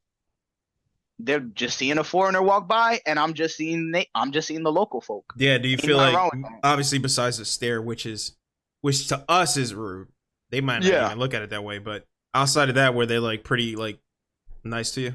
Yeah, they were cool. No issues at all. Zero. That's good, man. And I wasn't in the tourist area for a majority of the time. Okay. So I'm in an area. I heard stories, man, like I think it was Joe Coy. I don't know if you ever seen his comedy, Joe Coy. Is that the Filipino guy? Yeah. Yeah. He was talking about how like French people are mad rude. Like, no, but that's French. That's the French. So I'm wondering like. No, I mean that's a good connection there because like France tried to colonize Vietnam. So I like the parallels that you're bringing up there. I just say what you want. I just think that some of the French people over there are dicks. Because, the shit I be seeing on TikTok, it'll be somebody trying to practice their French. And then they'll literally say, like, I can speak English. I'm like, bro, just humor me, bro. Like, I'm trying. Yeah. But they're like, I feel like they feel like we're just annoyances. So, like, I sometimes I was worried about that in Vietnam, but like day 2, I was just like, they don't give a shit. So I don't give a shit. Yeah, like I had a girl she was Cambodian, and I would try to speak to her mom in her language, and they never gave me But then again, I don't know if the context is different because like when they know you're dating them, they might be a little nicer. Yeah. But I don't know. In my experiences, like when I would try to speak the language of another Asian person, they never like did something like that. You know what I mean? Yeah. Yeah. I think they love it when I do it. Right. That's what I'm saying. That shit like, is awesome. They're like, yo, that's crazy. Yeah. Like they seem to be more flattered. But yeah. But on the flip side of that, I've seen Hispanic people get like annoyed. I never got annoyed when someone like tried to like speak Spanish around me. So I don't know. It's weird. If it's in a rude way, then obviously. But I mean, we can see the context. I haven't really been around any Hispanic people that get really annoyed when people try to speak Spanish. People usually don't try to speak Spanish. Not all the time, anyways. Right. Like, they'll always like make like a remark like I like polo, but they'll I'm like, yo, it's pollo. Like I know you can't. Yeah. You know what I mean? But it's I don't know. I think it just depends on like your tolerance level. Because in my like mine's is pretty high. You know what I mean? I would say I'm the same as well. Yeah. Because I get it. Like we're all ignorant at the end of the day, unless you know, and then you do it intentionally. You know what I mean? So it's good that at least what I'm getting at is it's good at least that maybe they saw that your intentions were pure, and maybe that's why they didn't look at you crazy. You know what I mean? But it also could be cultural, because like I said, like I mean, who knows? I would ask them, but I ain't fluent in the language yet. But I mean, like culturally, I think everybody knows. Like they tend to be pretty like respectful for the most part. Yeah, like at my restaurant, when the black dude, there's this one black guy who comes in, bro, and I don't think like I would see him. I probably seen him for like 3 years, or no, I've known him for like more than that. I've known him for probably like 8 years, and before he would come in and speak English, but eventually he started learning the names of the food, bro, and he just comes in and just says it normally. Like that's dope. Like at my restaurant, it's either Spanish people or black people. Very rarely is it Asian. Very rarely is it like white people. But like the black people that come in, they just say it, and they were like, "Yeah, let me get that," and we hook them up. Yeah. And I don't know. No harm, no foul. Yeah, I really haven't seen an issue with that. That's good. It's mainly egos, man. People's egos. You know, it's like I said, it's a good thing. I'm glad you went over there with that mentality. I'm glad that you didn't try to project our values. Fuck no. I ain't weird like that. I hate when people do that shit. Hold on. Give me a second. Yeah, I got you. I'll put a pause. Go ahead. Ooh. Don't mind me. Long hair problems. Yeah. All right. There you go. But like I don't know. Ego. Very rarely. Ego is a rare ingredient that you add into like a situation. Most of the time, I would say you don't even need it. Like leave it out. Especially when it's a different culture, leave ego out. You're gonna get clowned. You're gonna sound like a fucking idiot. Learn from it. Okay, my girlfriend's uncle. In Vietnamese, I could either call him uncle, or I could call him a fish. And it's all about the tones. And sometimes I just, even now, I call him fish. And he'll just laugh it off. And then like I'll feel like a dickhead, obviously. But it's like at least I'm learning. And then they'll teach me. They'll be like, no, it's this. And I'm like, oh. The word for stupid and sleep sound exactly the same. One's up and one's down. And I don't remember which is which. You be telling people to go to stupid. Yeah. Bruh. Yeah. So I'm like, yo, I'm not trying to be rude. But yeah. Nah. Any other experiences you want to share that you enjoyed? Oh yeah. All right. So there was this one, me and my girl are walking, right? We walk down this alleyway and there's like restaurants and stuff. But then we get deeper into the alleyway. Not too far deeper, but we get deeper. And then we see a bunch of, for lack of a better word, bitches. Bro, let me tell you something. Like I was just walking. With like how fast our gait was, like our walking speed, like the way we were walking, like we were walking with excitement at first, and then it was like slow steps, and we're looking around, we're looking at each other, and we're like, oh, there's some fuckery going on down in this alleyway. Yeah. Bro, nothing but girls there. Like bro, I'm talking like in one spot there was like 20 of them hurtled up like penguins, bro. What? And yeah, and it was a whole alleyway. Those are massage parlors. Those are soap lands. They fuck foreigners there. That's crazy. My girl said herself, she was like, yeah, I don't need to walk down here to know what's going on. She's like, let's go this way. And I'm like, yeah, let's do that. Yeah. You just start counting your money? Just kidding. Just kidding. Yeah, you trying to get me killed here? Yes. Anyways.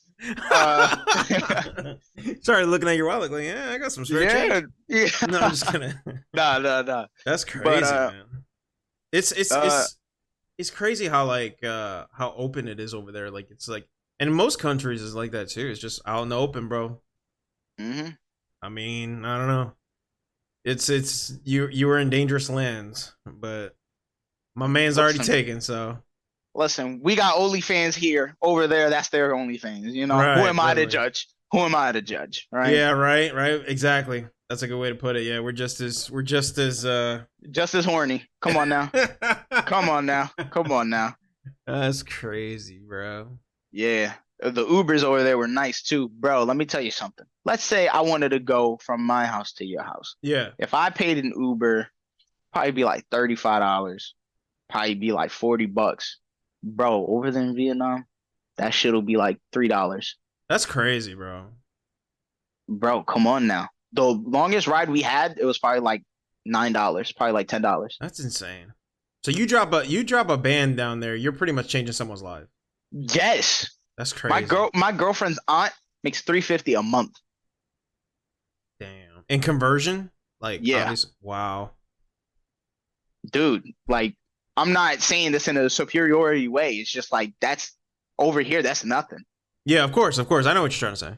Yeah. That's crazy. I'm like, whoa. Yeah. That's insane. Yeah. But they live off of it just fine. They live just as normally as we do. Yeah, because like the way your lifestyle is mainly what makes 350 everything or nothing. Yeah. Yeah. It's crazy because over there, like, if the adults can't like marry a foreigner and get out, the second best way to get out is literally have kids and make them study their ass off in school so they can have a scholarship and then leave the country, and then you can eventually bring your parents to that country. Wow. So that's like the main thing there. So I was like seeing that very, very often. That's like the main thing. You want to get your kid into like a foreigner school, like in a like a foreign exchange program, or like an international school. You want them to be smart as shit. And let me tell you, dog, the English that they teach them over there, it's British English. Oh. Bro. Yo, I was looking at my girlfriend's cousin's homework, and I'm like, what the fuck are these redcoats saying? What are these redcoats saying? Like, they're like learning idioms and shit, and it's raining dogs and cats instead of cats and dogs. There was one, it was some fucking crazy one. It was like, oh, like staying inside and making my hay. I'm like, what the fuck is that? Bro, what does that mean? I thought it was like, bro, it was like the weirdest things, and some of the sentences literally didn't just make sense. Maybe it's because I'm not a redcoat. Yeah. Or sometimes I think they were just like, it was just sentences that didn't make sense. There was this one, it was like, oh, Mr. Park, he likes sandwiches with his, and then it was he likes his sandwich. It was something with sandwiches, but it was like 4 answers that didn't make any sense. Oh, his sandwich was the biggest. It was like his sandwich is the biggest, and then it was like Butters, the biggest cheese, the biggest apple. I'm like, and it wasn't an idiom. We didn't even get to the idioms yet. That's just what it was. And I'm like, this is what they're teaching you in school? I'm like, bro, I'll put you in Philly for like 30 days, bro, and you'll be fluent in English for sure. For sure. Yeah. People, when I was in high school, they learned quick.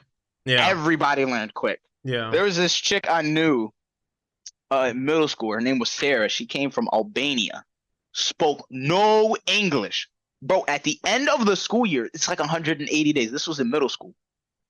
180 days. yo, like she was speaking a good amount, and then like after seeing her, if I see her, like I think I spoke to her once towards the end of high school. Like, we were just talking about like stuff that happened in middle school, and she spoke basically fluent English. That shit blew my fucking mind. I'm like, damn, she doesn't even have her accent anymore. She cussing you out better than you. Yo, dog, it's just wild. That's crazy. Yeah. But yeah. I mean, I'm sure. I don't know any of the ones that you mentioned, but we do have a UK audience. So guys, if you wanna, really, wow. Yeah, we do. They're very dedicated. Yeah. So if any of them know any of those, by all means, enlighten us, because one of my biggest mods is also from Scotland, so they have a way of speaking. It's I love the Scots. I love the Scots. I know this is the Black Lives Matter thing, but you know, the Scots, I can fit the Scots in there too. Yeah, come on now. Yeah. It's my channel, man. I know what you're trying to say. But you know, it's cool. Like they're very they work with us, man. You know, and it's crazy that like I find this a lot, especially on my streams. Like they understand me very well, but it's hard for me to understand them, and that's so frustrating, bro. On a side note, as far as what? So like you like as far expressions as or like yeah, like they won't know like certain slang words until we explain it to them. Oh, but like typically on like a live stream, if I'm like they can understand like humor tones and like the way I talk, the way I am, they really get it. But it sucks because like when I'll talk to them, sometimes it's hard for me to understand theirs. And I think that's like what's frustrating. So that's on my part though. I got to do my work to like get educated on that. You know what I'm saying? But they're real good, man. They're real good to me. So yeah, no, I bet. Out to them. Yeah. They got some funny ways of speaking, but they definitely at least they get us. We just have to get I ain't them. hating on it. But it's crazy that like you said, like getting to learn their way of speaking, it's like a whole study in and of itself. Oh my lord, that right? I didn't even understand, and I'm well versed in the language. Yeah. It's like, that's just wild. Yeah. But the whole Vietnam was just crazy. It was so overall good trip, you would say? 100%. You would go back? Fuck yeah, I am going back. Dang. Oh my god, I forgot the biggest negative part. What's the up? flight. The flight. Oh gosh, talk Guess to me how long about it that. Is? Guess how long it is? I wouldn't know. It's got to be over 12 though, right? Yes, easily. 20 hours. Bro, what? 20 out 1 Earth day. 1 Earth. A whole day. Earth. Yeah, that's your whole day. Bro, 16-hour flight from New York to Taiwan. 4 hours from Taiwan to Vietnam. Bruh. Bro, let me tell you something real quick. You're a zombie by the end of that flight, dude. More often than not, people are usually fine. But here's the cardinal sin. I was hoping that the plane I was on had an outlet, because most planes do. They didn't have outlet in the back, in the Rosa Parks spot. They didn't have any outlets. So I got a Steam Deck, right? Great investment, by the way. Took me a while to save up for that. But I brought my Steam Deck on. I'm playing RE4 on the plane. No outlet in front of me.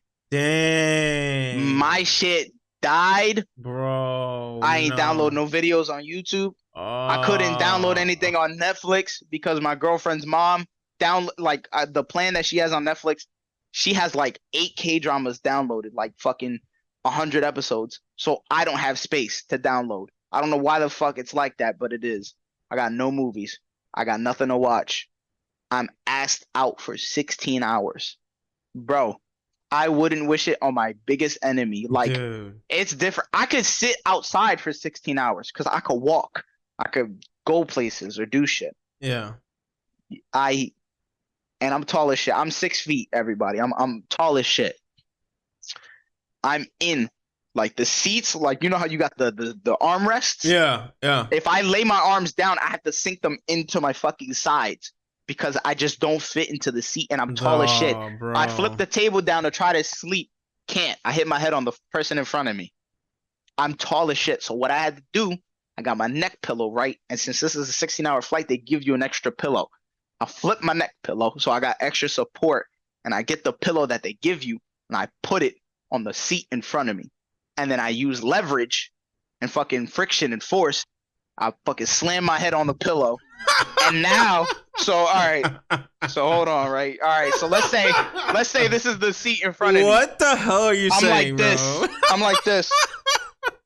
And I'm fucking tall as shit. So I'm hunched over, bro. Yo, seats like this, bro. Seats like that, right? And this is the size of the pillow. It's like this.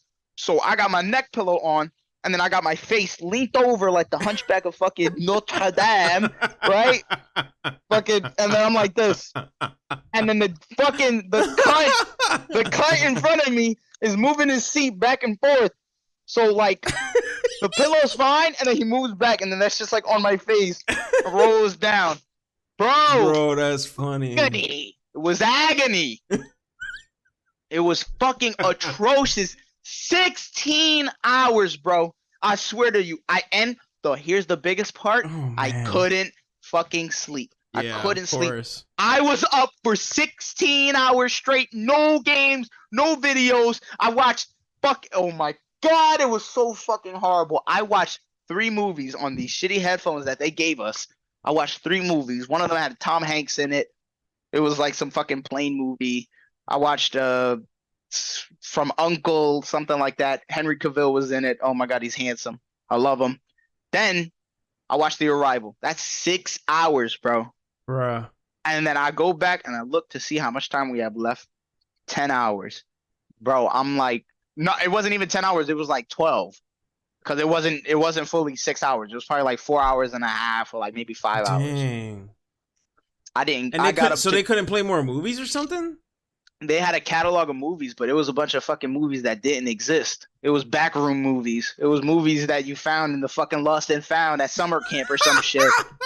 It was some fucking Airbud shit. Yeah, the 1 or 2 movies that are in the Catholic library. Dog, it was fucking crazy. That's insane. Dog, yo, it was insane, bro. And then I finally got up to go take a piss at like hour fucking 12, right? And I had Vans on. I don't know if you've ever worn Vans for an extended period of time. They hurt your fucking feet. So I take them off. I get up to go to the bathroom because of the fucking, let me not use colorful words. The guy next to me got up finally and moved. I go to the bathroom. I have my socks on. Bro. I walk in the bathroom. Not the pee feet. I step on the floor. Thank God it wasn't piss. Thank God it wasn't piss. But it must have been some motherfucker, bro. Washing his hands. Just fucking. There's paper. That shit is full of paper, bro. And they don't fucking use it. And then I step. And then I'm so surprised because it's cold water and it shocks me because after sitting down for 12 hours, I just realized I got feet again. Dang. I step on it. I'm like, oh shit. And then I start stepping some more to catch my feet, step on it, and I got wet feet on this fucking flight. Nah, that's the worst right there. Wet socks, bro? Nah, man. Yeah. Somebody gotta die now. Yeah, somebody gotta die. But it was some fucking grandma. It was some Asian grandma. So I'm like, it is what it is, bro. I can't punch on her. I could, but then we have to like land the flight. Then I gotta go to jail. Nah. All right. So that happened. I'm in the bathroom. Forgot my toothbrush in my fucking luggage. So forgot my toothpaste in the luggage. I would have, put in my teeth like some opium, some opiates. Give yourself a kick. Yeah, yeah. But no toothpaste, no toothbrush. Stank ass breath. I fucking turned on the faucet. Like literally the plane was so dark and going into the bathroom felt like I was in a fucking spaceship, bro. I turned on the fucking cold water and I threw that shit on my face. I put the toilet seat down, sat down. I was just like, ooh, because I had leg room. So I don't know, for the shorter folk in chat, I'm not shaming you or anything. If you're tall as shit on a plane, you have no leg room. You can't lay down. You can't lay your head down. Could barely move. You're assed out. You're just fucked. So in that bathroom, I took like a solid 5 minutes, spread my legs, threw water on my face, went back to go finish the last 12 hours of my flight, landed in Taiwan. Oh my God, that shit was exhausting. Yeah, I can't imagine. They had good food though. Okay, that's W. Oh yeah, that shit was awesome. That shit, it was literally like a full meal. They gave me fruit. They gave me noodles. They gave me it was like coleslaw or something, but I don't like that shit. Yeah. Devoured it. Next flight to Vietnam, and I was there the next fucking day. It was a whole day of flight. That shit is exhausting. Well, the flight back was easier because I downloaded like 28 hours of D2 and Doom and fucking 40K lore. So Warhammer lore. Yeah. Coming back. Oh, and let me tell you something.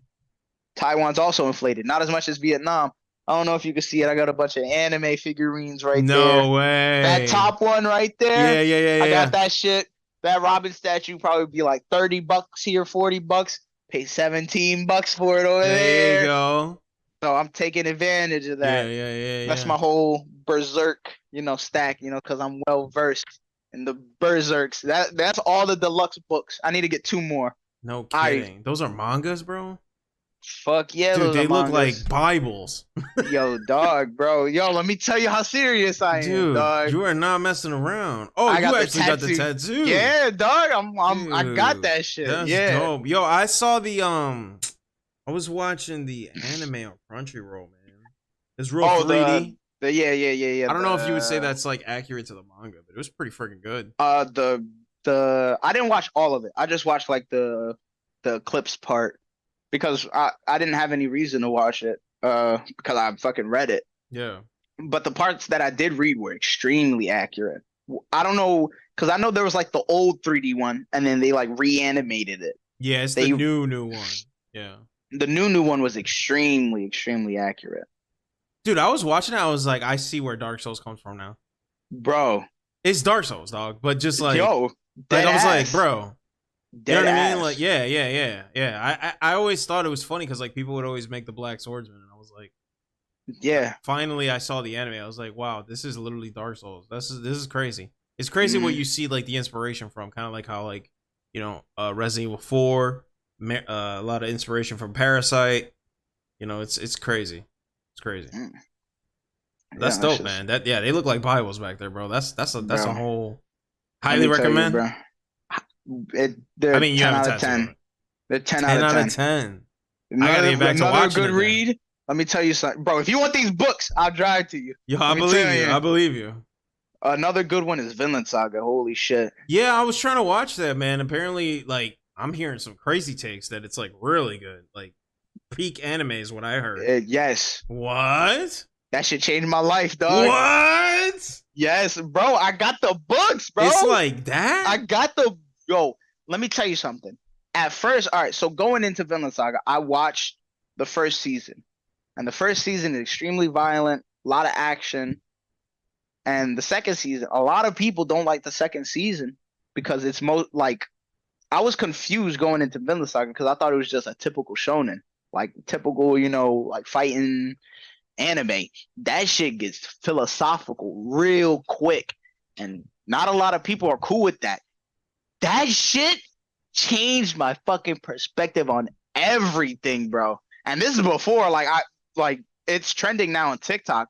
It's going crazy on TikTok. I started reading this like a year ago. Yeah. And I would say probably like 8 months ago, I started reading it. Fucking insane.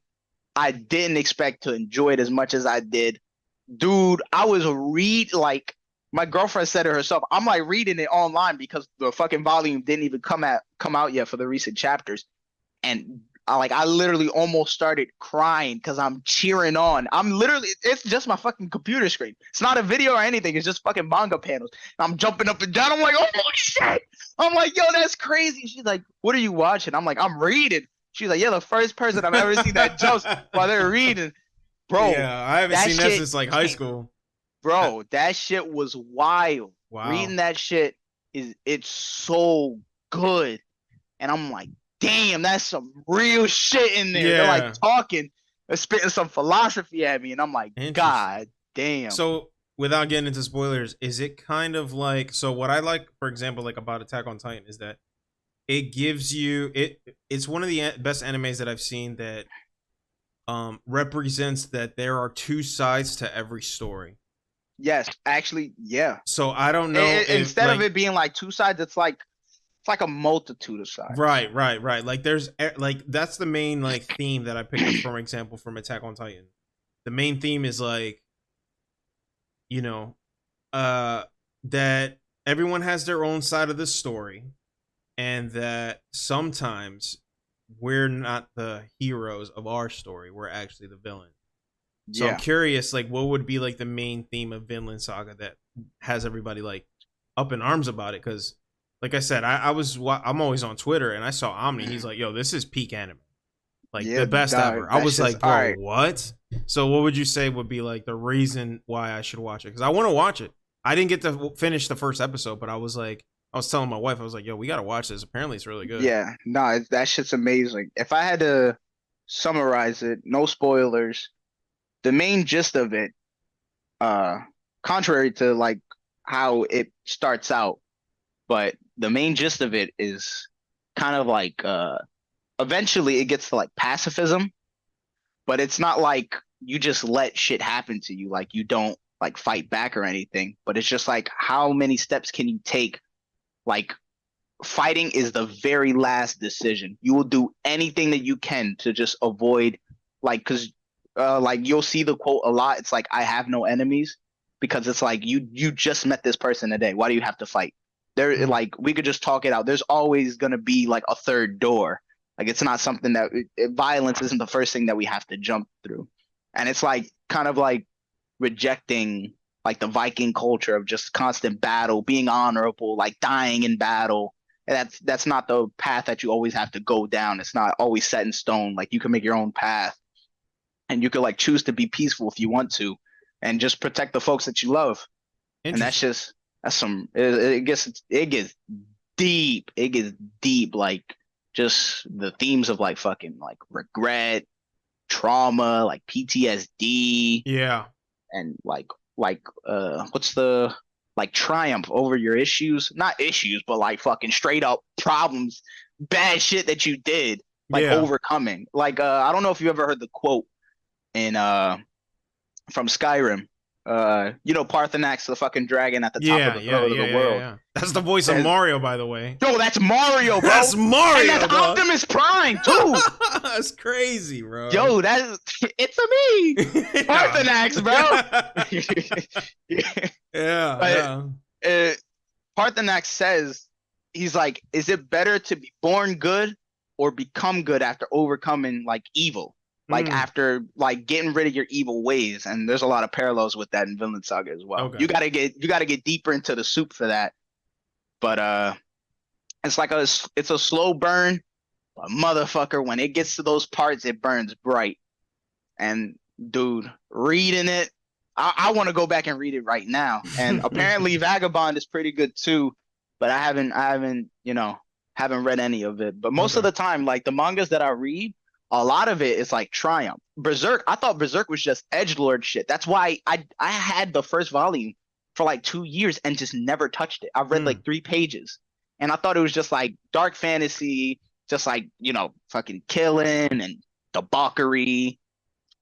I thought it was just like, shit that was uncensored. But dude, like I didn't expect Berserk to get into the fucking meat and potatoes of philosophy. And then do you know about you said that you only watched a little bit of it. Yeah, I got through. I'm gonna tell you where I'm at right now. Yeah, I'm gonna remember. I am at right after. So in the anime, I don't know if it's similar to the manga, but bear with me. So I think he was taking some girl. I guess she was like in charge of. I don't know what to call him, but I guess she was like in charge of the crusade. She's like one of the captains or something. Yeah. So he took her to escape, and they went in some castle. Something took her over. She was trying to tempt him, but he was able to beat it. Fought some demon, and then I guess as they were coming to get her, so this guy, I'm sorry if it's like jumbled, but bear with me. Yeah, I'm thinking of like multiple places at once. Yeah. So he came to like pick her up. She was like naked, so she was robed, and she felt very like ashamed that she was captured by him. And so she says, like, "Hey, I know you are. Yeah, I don't know her name. I don't know the character's name. Casca. Okay, so she's like, "Hey, I'm gonna like vow vengeance against this guy because he literally embarrassed me, even though he was actually saving her from herself." You know what I mean? So, and what I like about Berserk is that it's more, even though he's like fighting demons, those demons represent something. You know what I mean? And I like it really, you really feel for the character. Like, damn, like this guy's really going through it, bro. He's really going through it. And I don't know if they show it in the anime, but dude, at like his like early years as a kid, bro. Yeah, they haven't gotten into that. I imagine though, because like, really, yeah, they haven't gotten into it. Yeah, I'm not surprised that I'm not surprised that they haven't animated it, but I'm surprised that they didn't like talk about it. Yeah, like he's very like just over it, bro. Like he don't care about the bull crap. He's tired of it, and you find out why. Yeah, and he's just doing what he got to do to get the job done. Yeah, so I think he like when you watch the anime, like and I feel like if you don't appreciate the themes that it brings, you would think he's just like a badass stoic type character. Yeah, that's what I thought. That's what you think, but then you realize, bro, this dude is a well-rounded character. Yes, like I thought he was just, killing edgelord. That's what I thought it was. But this dude, like you understand his backstory, you start to see it, and then you realize why he's the way that he is. Yeah. And like the shit that he does, and why he reacts with like even slight stuff when people touch him. He's like, yo, don't fucking touch me. Yeah, literally. And you're like, yo, like, why is he so angry? And then you go back and you find out in the story, like stuff that has happened in his like childhood. And then you're like, yo, that's why he did that, or like that's why he acts a certain way. Yeah, bro, that shit is insane. I love it. Yeah. It's how I felt about not to veer too off topic, but that's how I felt about Snake. I always thought Snake, like at least from Metal Gear Solid 1 to 1 and 2, I thought he was just like a generic badass character that you made. You know what I mean? He may have a couple cool things to say here and there, but he's like a typical like action hero. Then part 4 comes out, and I'm like, wait a minute. Solid Snake might actually be, hot take, he might actually be the best character. This man gave his whole life. That's a hot take? Well, dude, everybody's real quick to say big bosses, but I think Solid Snake's better. This man was about to freaking kill himself to save humanity, bro, and not even think twice about it. Gun in his mouth, like I'm sorry, you know what I mean? Like I know what you're talking about. Yeah, you know what I'm talking about? Like I hear the guitar. Yup, and he was cool with it. He was just gonna do it. Like, this is what I gotta do. Bro, because that's fucking Snake, bro. He's crazy. Him. He's about it, bro. Come on now. But about it to literally to the end. Imagine like if you found out that you had to die some way or another, would you do it yourself? Like, not a lot of people can stomach that. And he was gonna do it, bro, without hesitation. Instantly. Once he found out, I forget who told him. Was it Otagon who told him? No, I think it was something happened. Yeah, it was because it was about the, what was it? Fox Die? Was it called? It basically made it so that spoiler territory, by the way. But I mean, it's old. No, fuck, come on, this game's 2008. Come on. Yeah. So he finds out. He finds out that he's basically a living biological weapon because of the mutation of Fox Die that Drebin gave. So he says, he just rationalizes his head. Okay, I guess I got to kill myself. He just gets ready to do it without hesitation. Just, bro, no time wasted. No, bro, I'm talking like 10 minutes, bro. Tell me, if you got to sacrifice yourself for the betterment of humanity, you can make up your mind in like 10 minutes or less. No. Come on, especially going through what he went through. Bro, he sacrificed his life, bro. Yeah. Being betrayed his whole life, bro. Imagine being betrayed your whole life and you still give your life up for everybody. That's crazy. Bro, you dyed your hair a different color. And now you gotta off yourself, bro. Yeah. Come on, you made that commitment. Yeah. It's crazy. It's crazy. That's what made me like really like him as a character. I love those characters that have like at first they seem one thing, but then it's like, wait a minute, there's a reason. Yeah, like the resolve is insane. I love those stories of triumph. Like, I love the misunderstood heroes, and I love I just love like not being the bigger person, but like that change, like seeing that process happen. Yeah. That shit is awesome. I love seeing it in every story. Yeah. It's what I was thinking about the other day. Like, it brings complexity. It's what makes a good story. Nobody likes the Mary Sue. Nobody likes, what is it? The girl from Star Wars. Nobody likes. Ray. Nobody likes. I'm just broken out the gate. I mean, like in some cases it makes sense, but there'd be some times, bro, where it's just like, nah, come on now. Yeah.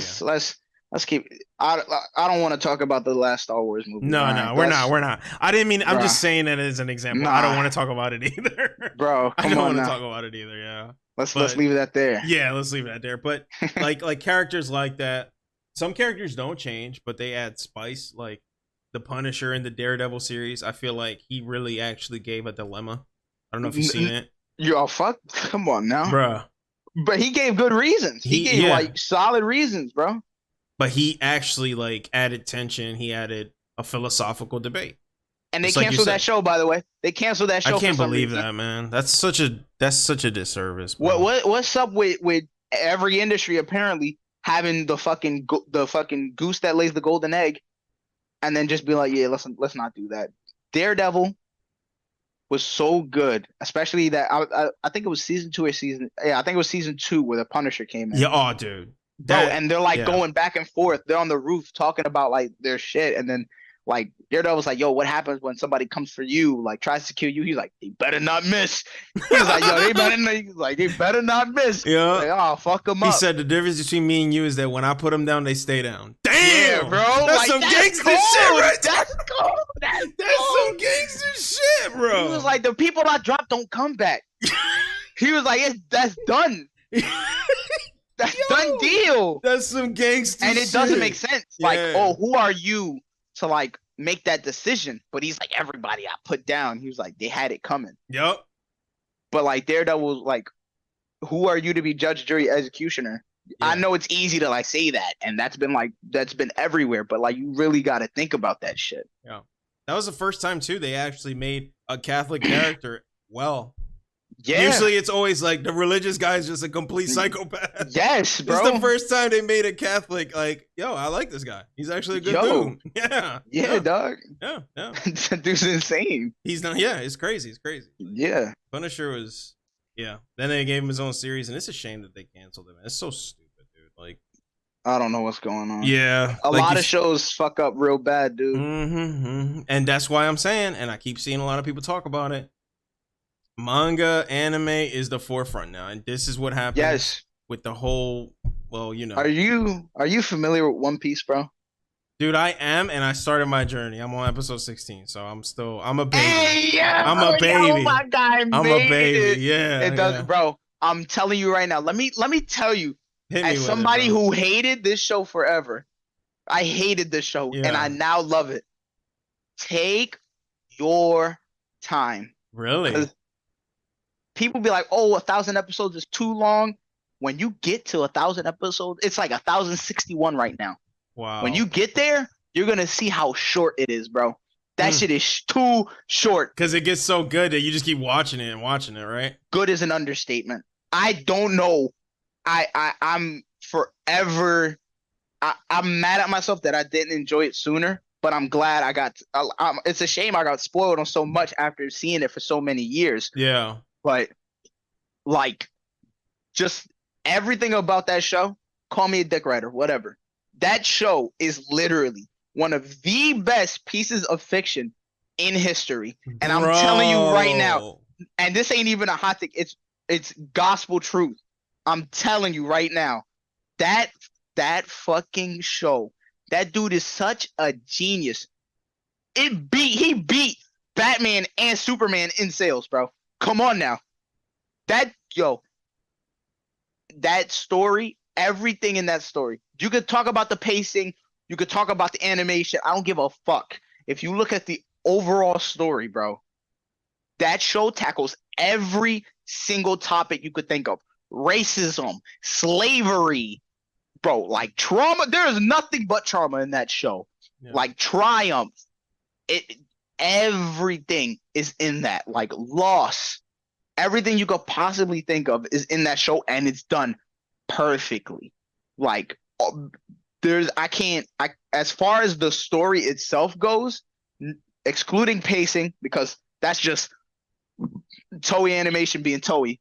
Yeah. Excluding pacing, as far as to the story goes, I have never ever in my life, like, there's every other anime, and then there's One Piece. One Piece is just good. It's just great. On its own fine. level. It's fine if somebody doesn't like it, but just know that they're missing out. I'm gonna be glad to like say that I've been a part of this history. The show is so fucking crazy good, bro. I don't even know where to begin. I'm jealous that you're at episode 16. Yeah. I wish I could rewatch it. That is the first anime to make me cry, by the way. Okay. I cried my dick off. I cried right where I'm sitting. Like I was watching the scene, and like my tears are welling up, and I'm blinking it away. I blink it away a third time, and then my eyes just start flowing, and I'm like, "What? Dang. How?" Like, yeah, my boy JT, man, he swears by it. He's the one that like finally convinced me to start watching. So shout out to him. He's the one that, because I was like, all right, man, you know what? I'm gonna just start. Because we sound like cultists. Like, you do. Like, yo, like, submit. You do, like, you do. It's all he talks about. Like, I'm telling you, like, because I watch a lot of different animes, but One Piece is the one that I continuously hear mentioned, especially by people who really love anime. And it's easy for people to, like, hate the mainstream ones because it seems like One Piece is mainstream. Like, it's mainstream for a reason. Yeah. Let me tell you something. See, there you go. It's mainstream because it's great. I sound like a fucking fanatic. I sound like the people I used to hate. Right. Just you don't understand until you understand. And just when the show every arc just tackles something different. And then if you sit there and enjoy the story, I went into the show just hating on it. I'm like, oh, look at this character. I'm like, as I'm watching it, I'm getting up to like episode 40. Episode 40, I think, is where I'm just like, yo, this is insane. Maybe I might actually like this. So I'm shitting on it. It's garbage, it's whatever. But I'm starting to listen to the story, and I'm like, damn, what would I do in that situation? How is this? These are fake people. These people don't even exist. I'm like, how are they gonna overcome this? I know there's 1,000 episodes, but I'm like, what if they die? But I know that they're all the way in this episode or some shit. Yeah, I know what you're trying to say. Yeah, that's maybe why I want to see it. I'm fascinated as to how the hell can you get it that far? And apparently there's more to come, right? Bro, there's 5. Okay. My boy Matt said like apparently the guy has like multiple more episodes planned. Like what? All right. So his words, right? Yeah. Like he would say, I remember I think he took a break. I think he only took a break. It's either a handful of times or one time. I can only remember this one time, but he said that he enjoyed the break so much that if he took more time to stay with his family, he'd never finish. Like he wouldn't finish One Piece because like he would just leave it. This dude, he said himself, he was like, the real One Piece starts now. This was like a year ago, bro. He built this anime. He built this whole world for 20 years straight. And where I am now in the manga, that shit is getting crazy. I would have never expected it. That shit is insane. You build up this world for 20 years, bro. That's a life. That's my life. Yeah. And I can't imagine the people who have watched it like since day one. Yeah. And just it's not like every other anime where it's just like a couple seasons. Bro, this shit has been out for fucking 2 decades, dude. And so you get to see these characters grow. And, bro, when they give you a flashback, that shit feels like months ago because it took me a year. It took me a whole year to catch up completely. And, like, I'm watching, like, they do I'm on episode 400, and they do flashbacks of, like, episode, like, 40, episode, like, 50, 70. And then, like, I'm like, yo, like, I was there. I was a part of that journey. Yeah. That shit. That must feel so good, yo. Dude, and one of the things that finally sold me on it too was like, have you seen the recent clips of the anime? I'm like, bro, this is damn, they really invested money in that animation now. They said animation what? Bro. Yeah, it looks You dope. Don't even know yet. Yeah. You don't even know yet. I'm excited. I'll let you know because I'm committed. Please. I'm committed. The thing is that I have to watch it. Like obviously, like, you know, I saw the final episode of Attack on Titan. What else did I see? That's literally it, bro. So I've been slacking. So I just been like, you know what? I'm just gonna focus. Both. Yeah, I'm gonna focus on One Piece for a little while. So I'll let you know. Take your time. Yeah. Take your time, bro. Enjoy the ride. I don't give a fuck if it's one episode every 1 week. I don't care if it's one episode a month, bro. I promise you. just enjoy the ride, bro. There's gonna be some episodes where, bro, there were so many times where I just dropped it for a couple weeks or a couple months even because that shit was just drag on. But yo, when it cooks, bro. Cooks real good, bro. huh? Everything over here is One Piece. Everything over there is One Piece. Yeah, bro. it's for a reason. It's for a Basically, reason. listen. I don't know what's been happening recently as far as myself absorbing like media or just well, I guess you could count games as media as well. Yeah. I'm just collecting shit like this because I'm like, yo, like I attach myself to these characters. Let me show you something real quick. Yo, I got this shit from a tattoo festival. Hold on, this ain't even One Piece, but let me tell you. Let me show you what it do. Let me show you what this does real quick. Let me tell you let me ask y'all recognize this guy? Hold up, let me get it right. Hold up. Let me pull it up. Go ahead. Hold up, yeah. Let me get it right. Yeah, there we go. Y'all recognize this motherfucker? Come on now, Hope dropped it. That's Big Daddy Radon right there. Come on now, stop playing with me. Yo, I was at a tattoo festival with this dude. I was at a tattoo festival with him. Or I wasn't with the guy, but he had a stand. I've been to the tattoo festival twice now, and nothing really impressed me. Mm-hmm. That caught my eye. Me and him talked about Elden Ring, Berserk, bunch of anime for like 30 minutes. He charges other people like $300 for that whole banner, which is fine. You know, you're your artist, you can charge your price. I got it for $100. I got it for $100, and he gave me this junk right here. Hold up, let me flex for the one time. Gave me Melania. YouTube, she's not naked. No, you good. Yeah, so Melania. Melania. Yeah. So he gave me both of those. Like, there's just with One Piece, with Berserk, Vinland Saga, Elden Ring, changed my life. Radon, yo, how do I pre-nerf Radon, bro? He is my favorite boss in any game ever. That motherfucker felt like a threat. Yeah. That dude, he changed me as a person. He like, yo, I'm not even joking. Like, I have new like fucking neurons in my mind because of the pain that he put me through. I'm like, yo, what can I learn from this ass whooping? And it was a mistake.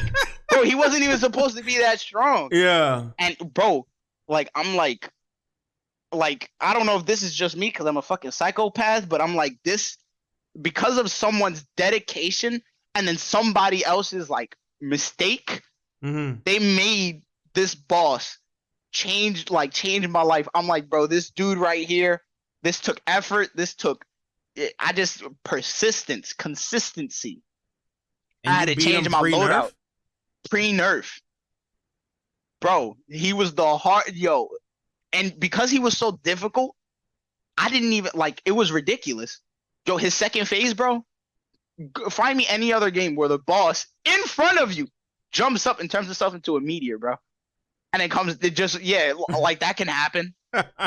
Like what, bro? He throws himself at you from space. That's some Azura's Wrath shit, bro. Yeah, it really is. Yo, and bro, and it's crazy because there's never, like, pre-nerf, there was never like this is the gimmick. You basically got lucky, or you were just like strong enough to beat him. But that don't mean that he didn't hit like a fucking semi truck every time. Like that shit, like he's life, and then my character in Elden Ring is me. You're gonna get hit with elbows. There's gonna be meteors coming at you, and you could use this. You could personify it in any way you want. But Radon, he was that meteor, and there's a bunch of things in life that are like this motherfucker that are gonna beat you down, bro. But you gotta keep trying, bro. Yeah. This dude, I can't wait until I hang that up. I can't wait to see him every day staring at me like, yo, bitch, I beat your ass. Like, yo, he never ever stopped, bro. So like, I don't know, in my head, maybe I'm just crazy, but it's just like, there's never not gonna be a fucking hard attack against you. You just gotta tough it out. Yeah. With this dude, there wasn't an attack like, okay, I'll survive this one. Everything fucking killed you, bro. Damn, like, there's this one move that he does where it just didn't stop, bro. He like swings his sword and then he does like a spin attack and then he fucking slams his shit down, brings you in, and it just doesn't stop. And it's like, bro, you just gotta tough it out. Torrent gotta die 2 or 3 times. Yeah. That's okay. But Doug, like, and then you got the whole fucking crew with you too. Like, yo, like, draw something from that, bro. Take your friends up with you if they're there, dog. Like, you gotta have your homies by your side. There you go. Your man Yoan, dropping the heat, bro. I'm telling you, dropping the bars right now. Those people weren't pieces of shit, bro. It was common folk. You had a common enemy, whether that's a real person or like a fucking institutional thing, whatever the case may be, bro. You gotta keep moving forward, because if you stop for a second, you're gonna get one shot by life. Well, by this motherfucker. so, like, I don't know. Oh, very good. Yeah, worse than wise, man. Thank you for sharing. That shit, dog. That's beautiful. I love it. I don't know if it's bad that we got so off topic. I can't keep staring at him because I'm gonna just keep talking about Elden Ring. Yeah. I don't know if we got too off topic. You're gonna start giving more speeches, bro. You're gonna start sounding like the captain, or what's his name from Attack on Titan before they got killed? Erwin, bro. Yeah. You're gonna start sounding like Erwin. Bro, because that's how it felt, dog. It was crazy. Yeah. I'm sorry if we got off topic with the whole, gaming launch thing. Like, my mind still wanders there. My mind's all over the place. It's a podcast, bro. That's what it's about, baby. Yeah. A problem I really do have I have a big issue with. I can see where people are coming from when they say it, but like, the choice for some people to stay out of politics, even being neutral, they're like, oh, that's a privilege. Yeah. That's a privilege. Yeah. That is the biggest lump of bullshit I've ever. Imagine you go to somebody and then you're like, yo, because you don't want to like talk about anything controversial, or you want to avoid the issue, you're a part of the problem. And in some cases that's true, but like, they'll say, oh, ignoring politics is a luxury. Motherfucker, not starving is a luxury. You have that luxury, but I'm not busting your balls about it. Yeah. You can't sit here and try to weaponize that and then use it against you. That's something that I've done. I stay out of politics. Like, if it's a common discussion that everybody's having, of course I'll put my input. But like, talking to new people, no politics, because people get tribal, people get fucking mad. Leave politics out of it. Don't touch children, and then don't like fuck dead things, and we're pretty much all right. Yeah, if you don't want to hurt people, like, literally, don't hurt people, and don't do weird shit with the dead. We're pretty much cool. Yeah, like, I feel like the politics conversation, most people kind of just like jived with who they jived with. Like, most people that I know, they just voted for, like, I voted for this guy because I liked him. I thought he spoke well. He was cool. Like, nobody, these are people, man, that are like, got a big ego and are just perpetually online. They're fed. It's crazy. It's crazy. It's insane. When you go through life and you go through some real stuff, I'm talking like stuff that shapes you, whether it be a trauma, whether it be a family loss or a friend loss. When you go through real life, you're paying real bills.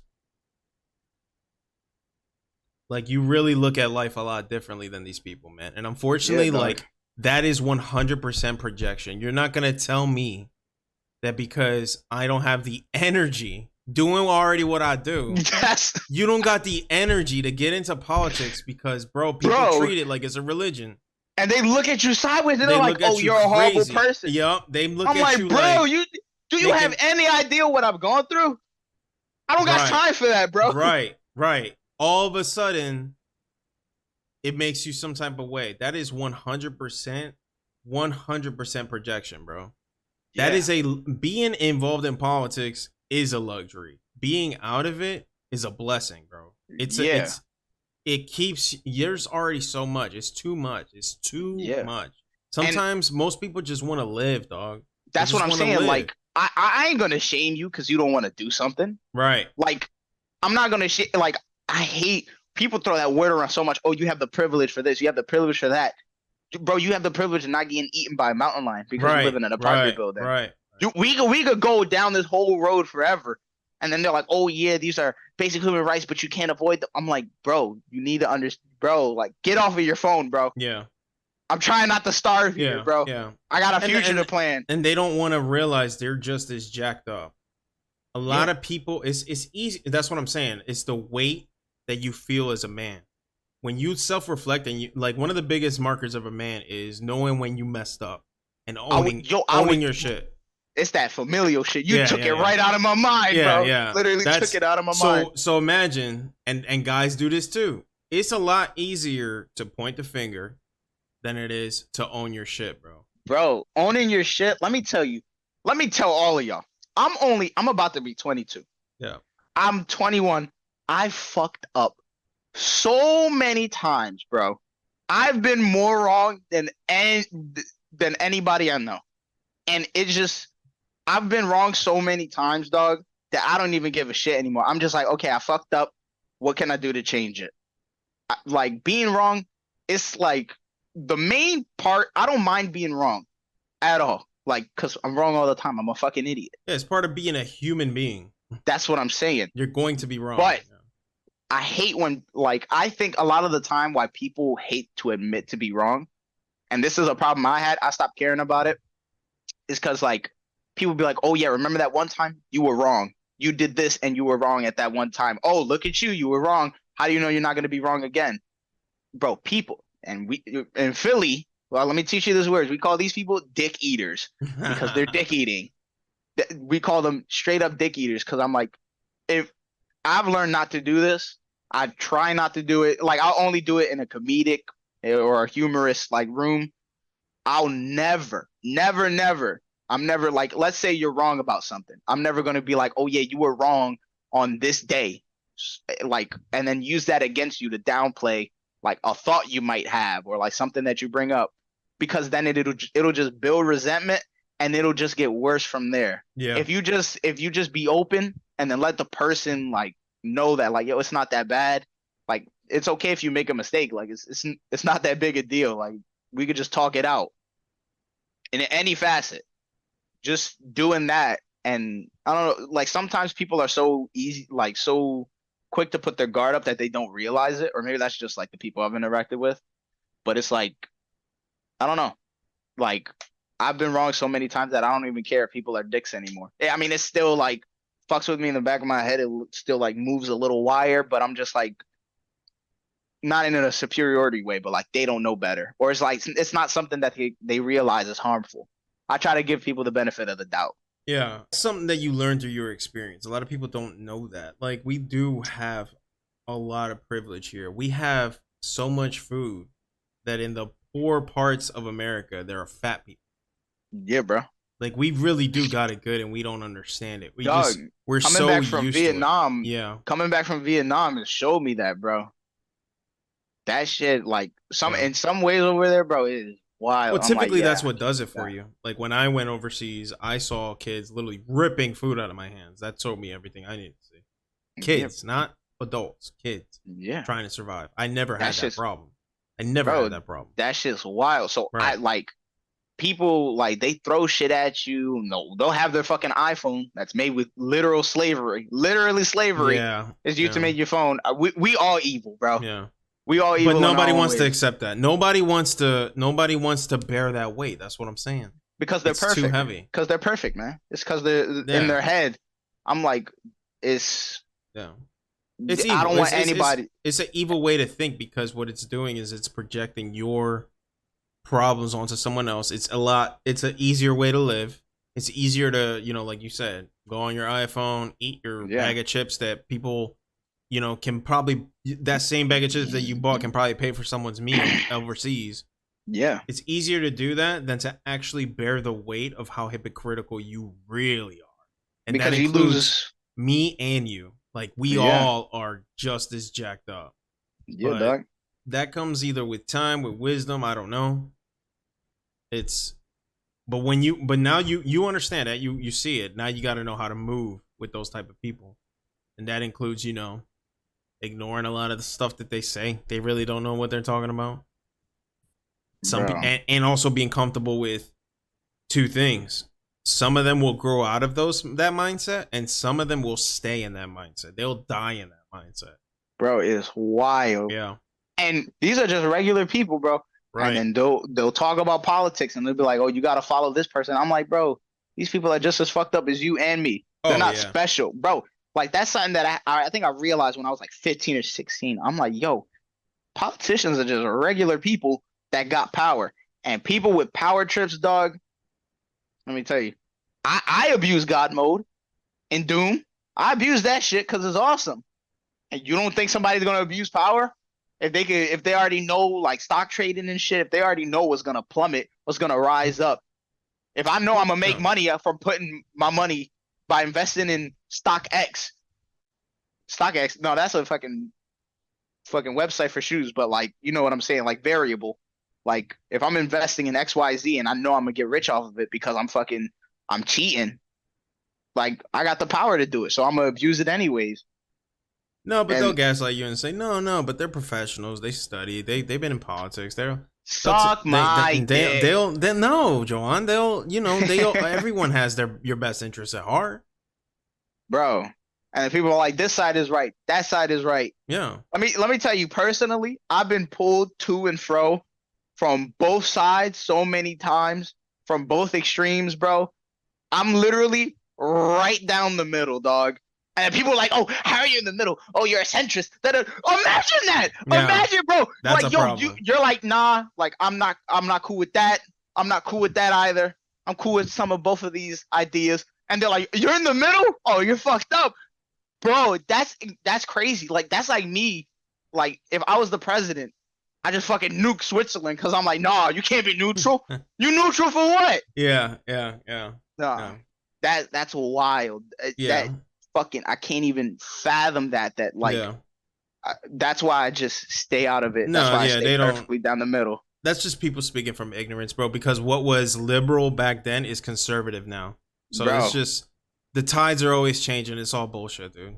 That division is installed.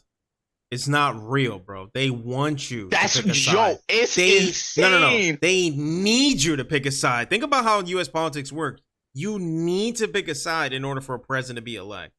No duh that such and such person is going to be mad at you for not picking a side because they've been put on a side. Yeah. It's like you're an anomaly. It's like a virus, and the white blood cells attacking you because you're being different. It's like the Matrix, literally. Not speaking of Andrew Tate, he always mentions it, but I use it literally because I saw the movie, by the way. A lot of people watch them talk about the Matrix. They didn't even see the movie, dog. They don't even know what they talk about. Shit. Yeah, we actually seen it. I know what I'm talking about when I say it because a better example would actually be Inception. I think Inception, that movie is insane.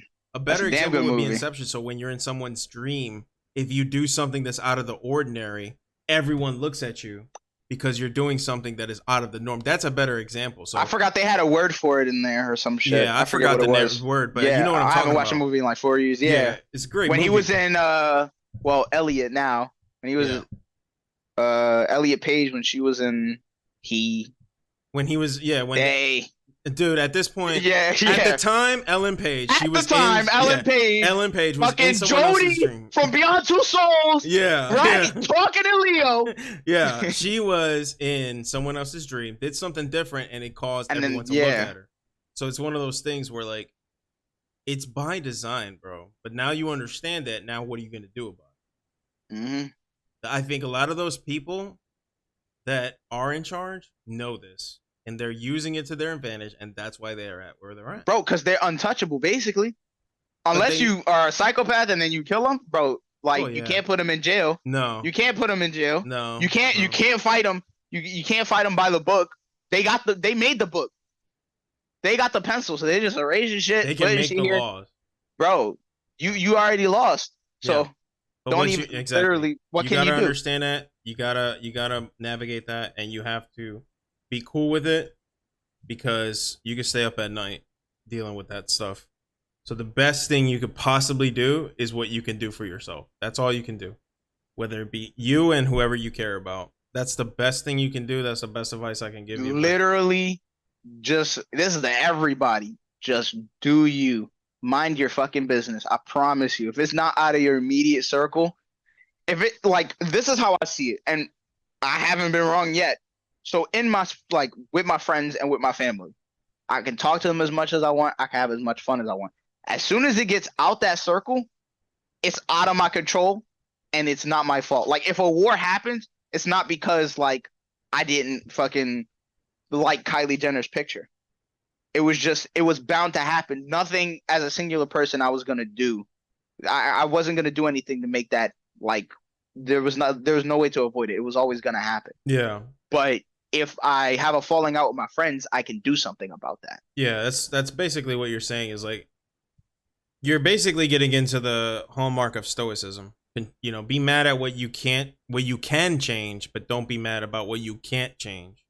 And that's like the main idea. I think PewDiePie kind of talked about it a little bit. Yeah.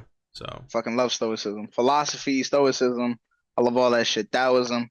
Yeah, Dog, we need it. Yeah. That's why I be in my bag, bro. I don't let nobody bother me. Yeah, you can say what I want. I mean, gamer talk. You know what gamer talk I'm talking about. Yeah, of course. I've had people say things about what I've said, and I'm like, listen, dog. I know I don't mean nothing by it. You could take it in a deeper way. I just say it all in a comedic sense with my friends. And like when I came back from Vietnam, like I told my friends, I'm like, I missed you guys insulting me so much. Like I miss being yelled at, getting called obscene things, blasphemous things, fucking straight up grotesque, abhorrent fucking vocabulary being used, bro. I missed it so much. Yeah, nah. It was a different time, man. I think we were a lot more like we were just so much more optimistic. It's weird. Yeah. But then again, like I almost feel like I don't know if you can relate, but I feel like I'm looking back to all the days where we did make those jokes and we did make those things, like, and now a lot of people are coming out and they were never cool with it. And it makes me wonder, like, who's really real, bro? Like, who's really being real? Who's really cool with you? And who's going to come out later and say some crazy stuff about you the whole time you thought y'all were just cool? You know what I mean? Dog. I don't even. Yeah, I don't know. That shit is weird. This is why I don't rely on people for my morals. And I don't care what anyone says to me. I go off of what God tells me. There's one Steve Irwin, Jack. I say Steve Irwin, Jack Black, fucking Steve Irwin and Jack Black. Those are the only two people where I like their morals a lot, especially Steve Irwin. Rest in peace to a real one. Yeah, for real, man, for real. What a legend. Yeah, I don't know, man. It's tough. Our values are gonna continuously change, and this is just the beginning. You're 20. Imagine when you're 40. It's just gonna. Yeah. And what you think is centrist now, you're gonna be forced to one side. I'm telling you. That's the craziest part because everything changes, bro. So like me just being normal and playing video games, bro, I might be a Nazi like fucking 10 years from now. They're like, you played Doom? What, you played Doom? You were killing demons. Now demons is like I'm like, bro. It's getting so bad, dude. I'm starting to see more people call things demonic like they did back in the freaking bro, we just in going the backwards. Old days. So now we're watch, bro. In 20 years, we're going to be burning witches, bro. I'm telling you, man. It's a cycle, dude. People are saying everything's like demonic. This is demonic. That's demonic. You know what I mean? That's actually some real shit. Doja Cat. Did you not? Do you know what I'm talking about? Doja Cat? I do know Doja Cat. Yeah. She got a tattoo of a bat. It's just a skeleton, like a bat skeleton on her back. They're like, oh, Doja Cat, this is demonic. Motherfucker, it's a bat. It's a bat. It's an animal. It's an animal. But they'll say it's demonic, bro. Even though God made that animal. And it's not like there's no extra symbols. It's literally just the skeleton of a bat. Yeah. And people are taking it. By the way, what were you talking about, referred to earlier just then? You was like, do you know what I'm talking about? I don't think I knew what you were talking about. Oh, I'm saying that like everybody's just, not everybody, but mainly like religious folks, Christians specifically, they're quick to name things like demonic. And I don't know if you've heard Like people saying that are Christian. I remember but you gave an example, like the whole Doja Cat thing. They're saying that it's demonic. You know, like every type of like music that's not of God is demonic. It's gonna get to the point. We're just cycling back to what we did back then, dude. It's all a cycle, man. It's a cycle. That's what we do. We're like humans. Like we just like we're so like painfully predictable sometimes. Painfully. Bro, we're so. You ever watch the movie Everything Everywhere All at Once? I did not, but I heard that movie's dope. Bro, it's a good movie. It's a great movie. Okay. But it's just like a lot of the, or at least in one specific part, and this is just what we've been talking about. It's in my head. I just thought about it. It's just we're stupid. We're literally so stupid, bro. It's amazing, and like people nip. Oh my god, just saying it right now because I know somebody like it. So I'll say what we're talking about now, how we're calling out people, and we'll be like, yeah, like people don't understand that, like, you know, stuff changes, and then they'll come at you for pointing out that stuff changes, or that like they'll be like, oh, look at this dude, he thinks he knows a lot, and I'm just talking, and it's not even that deep, but they're like, oh yeah, you know it's deeper, and they'll try to tell you so much, and like you said, it's like projecting, and I'm exhausted, like bro, I'm not trying to be anything, I'm just talking. Yeah, nine times out of 10. Let me give you my experience. Like, so I recently got Twitter just to like kind of like get myself out there in terms of like streaming stuff. Yeah. When I get attacked a lot and I actually engage nicely and ask them to explain, it never, I'm telling you, it never makes me go, that person had a good point. I actually changed my mind. It is always just like, because we're stupid. Yeah. It's like they feel attacked. They feel they need to defend, even if they don't even know what they're saying, bro. It's weird. But again, like, I think that's what happens when you have a perpetually online world and everyone has a voice, everyone has a thing. There's two sides to every coin, man. In the good side, everyone does have a voice. And so maybe somebody can enlighten you on something you never heard before. But on the bad side, you got a lot of people who should not be talking way too damn much. Bro, you got motherfuckers in furry outfits taking shits in ball pits. Yep. And they just out here like that. Just going crazy. Bro, listen, that shit is wild. I don't know. Yeah. That's why I always, with everything, I try to keep it at a good balance. There's very few things in life that are just absolute. Like, I'm talking like there's probably like 10 things in life that are like absolute. Everything else, like with belief, with like politics, if I ever talk about them, everything with a show.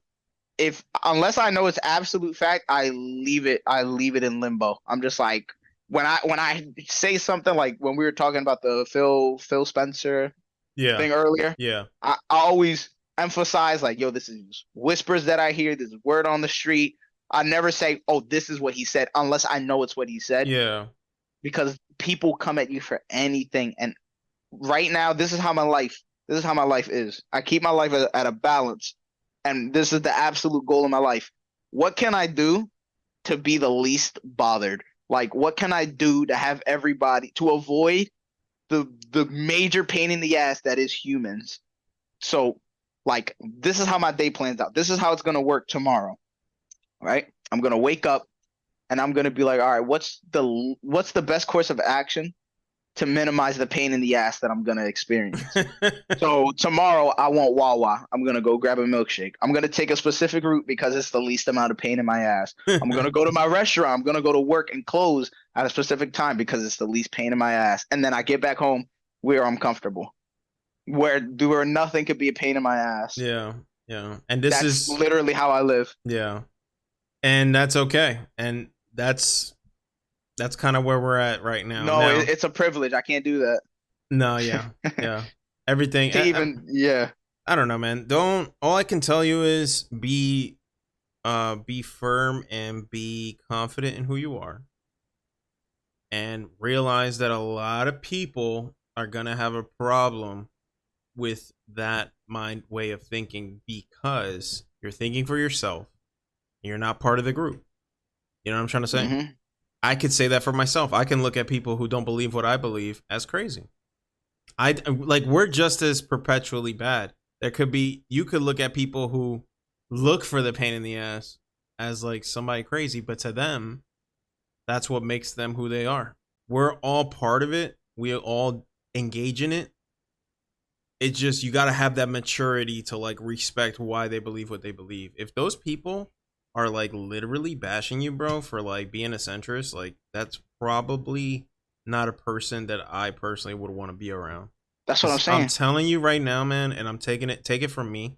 And I was literally just crying about this on stream because like I truly mean this. Like surrounding yourself with people who give you love, support, understanding. That shit slaps. It slaps. And that's the other side of the coin because you're also probably surrounding yourself with people who only believe what you believe. And sometimes you need that challenge. So again, life is a lot more complicated than black and white. You can sit Bro, here. There's never any black and white. Unfortunately. Never. Yeah. Yeah. So while I love being in stream and being around people who give me a lot, I'm talking like love I ain't never felt ever, bro. At the same time, if I'm around them too much and they enable me too much, I may start saying some crazy stuff that I need to get checked on. Yeah. See what I'm saying? Like, it's so complicated. But I got to also have the maturity to be able to say, like, yo, guys, please call me out when I'm wrong. Please, like, let me know if I'm saying too much. Yo. You know what I mean? Yo, I say the same thing to my friends. Hey, you know, I don't know, person who doesn't believe in God, what do you think about what I said? But you got to have the maturity for that because it's very easy to get comfortable in that circle of like people who just like enable you and give you positivity. But I'm not going to lie, and I'm going to go ahead and say it, and I'm going to be real. I'd rather be around that. I'd rather be around people who support me and love me because let me tell you right now, bro, these Democrats, they got each other's backs, bro. You think am I lying? Talk shit about a Democrat, yo. They will gang on you, son. Harder than any other gang out there, bro. And you don't think that shit feels good? That's why they do it, bro. That's why they do it. It's like a real gang. Yeah, dog. They will drop you, cancel you. On old block, they're like, yo, what? Literally, bro. Literally. I ain't never seen that on the other side, bro. These dudes ride for each other. They could say some crazy stuff. They'll be like, bro, it's wild, true. It's true. They're like, no, I was there. I'm doing it right now. You want to do what? You want to? Okay, let's do it. You want to do what? Bro, they had a whole, during COVID, they had a whole fucking, what was it? Chaz? The fucking Capitol Hill Autonomous Zone? They was, the people that was in charge of it was like, yeah, we're cool. Let's go. It's cool. Dog. Oh, they doing what? They took over a whole block, bro. Oh, they burning the police station? Yeah, it's cool. Bro, it don't matter what they do. Oh, they hung a police officer? Bro, all right. So in Chicago, right, there was these two dudes that were shooting at each other, bro. These two, they were the hoodlums, and it was just two bad guys who were shooting at each other. They fired like 73 rounds, bro, and they was just like, nah, like, bro, both of them didn't go to jail, and it was like they classified it under mutual combat, bro. In what world are we living in where they're just like, no, that's fine. Yeah. And then you try to be like, yo, that's actually a problem. They're like, no, it's okay. And then they'll bring in all this extra stuff, and then everybody just got each other's backs. Who do you vote for? Nah, he good. Bro, that's exactly how it is. I'm telling you, man. I'm telling you, bro. They don't care. I don't care. Oh, they both voted for me? Yo, you good, bro. Now, obviously, I'm being hyperbolic, but obviously. But you know what I mean? Like, that's what I'm saying. That's all I'm harping on. It's like I'm very comfortable being around the people that I am, like, for example, on stream because they give me so much love. But I bet you it feels so good to have people be part of a group that you know will have your back, ride or die, bro. Dog. That should make you feel unstoppable. Exactly. Imagine I can go on Twitter right now, say some of the craziest stuff, and you can't do nothing about it. Because I'll be like, Elon Musk is a scumbag. He's a billionaire scumbag. Yeah. Everybody be like, yeah. I get like 20,000 likes easily. You become crazy. That John feels good. Like that, the one phrase, absolute power corrupts absolutely. Yep. Why would you want to move? Why would you want to talk to the other side? That's what I'm saying. You're not gonna get no love for them. Man, fuck them. Yo, like what, bro? Yeah. You ain't gonna ride for me, bro. Maybe my friends are different. Yo, like, I don't know if they do. I mean, obviously they're just busting my balls, but like I'll say something, it'll be obvious, and I'll be like, yo, that piece was really good. They're like, yo, shut the fuck up. And I always see that, like, yo, keep a level head. Like we keep each other humble. Like we'll always, it's like an equal thing. We'll keep it in a rotation. for no reason at all. It could be peaceful. And we'd be like, yo, Rob, you really a bitch. And then, yo, it'll just be like that. And then one day, like, I'll be like, oh, yo, y'all ever see that movie? Or I'll sing a song. And they'd be like, yo, who sings that song? I'll be like, yo, Drake. They'd be like, yeah, keep it that way. They'll just be on your ass. Yeah. So it's always a rotation where, like, you get love when you need it. But most of the time, it's free reign. You better watch your back. Yeah. Y'all having fun. Ain't nothing wrong with that, bro. Yeah. That's how the homies be. But, yeah, man, I don't know.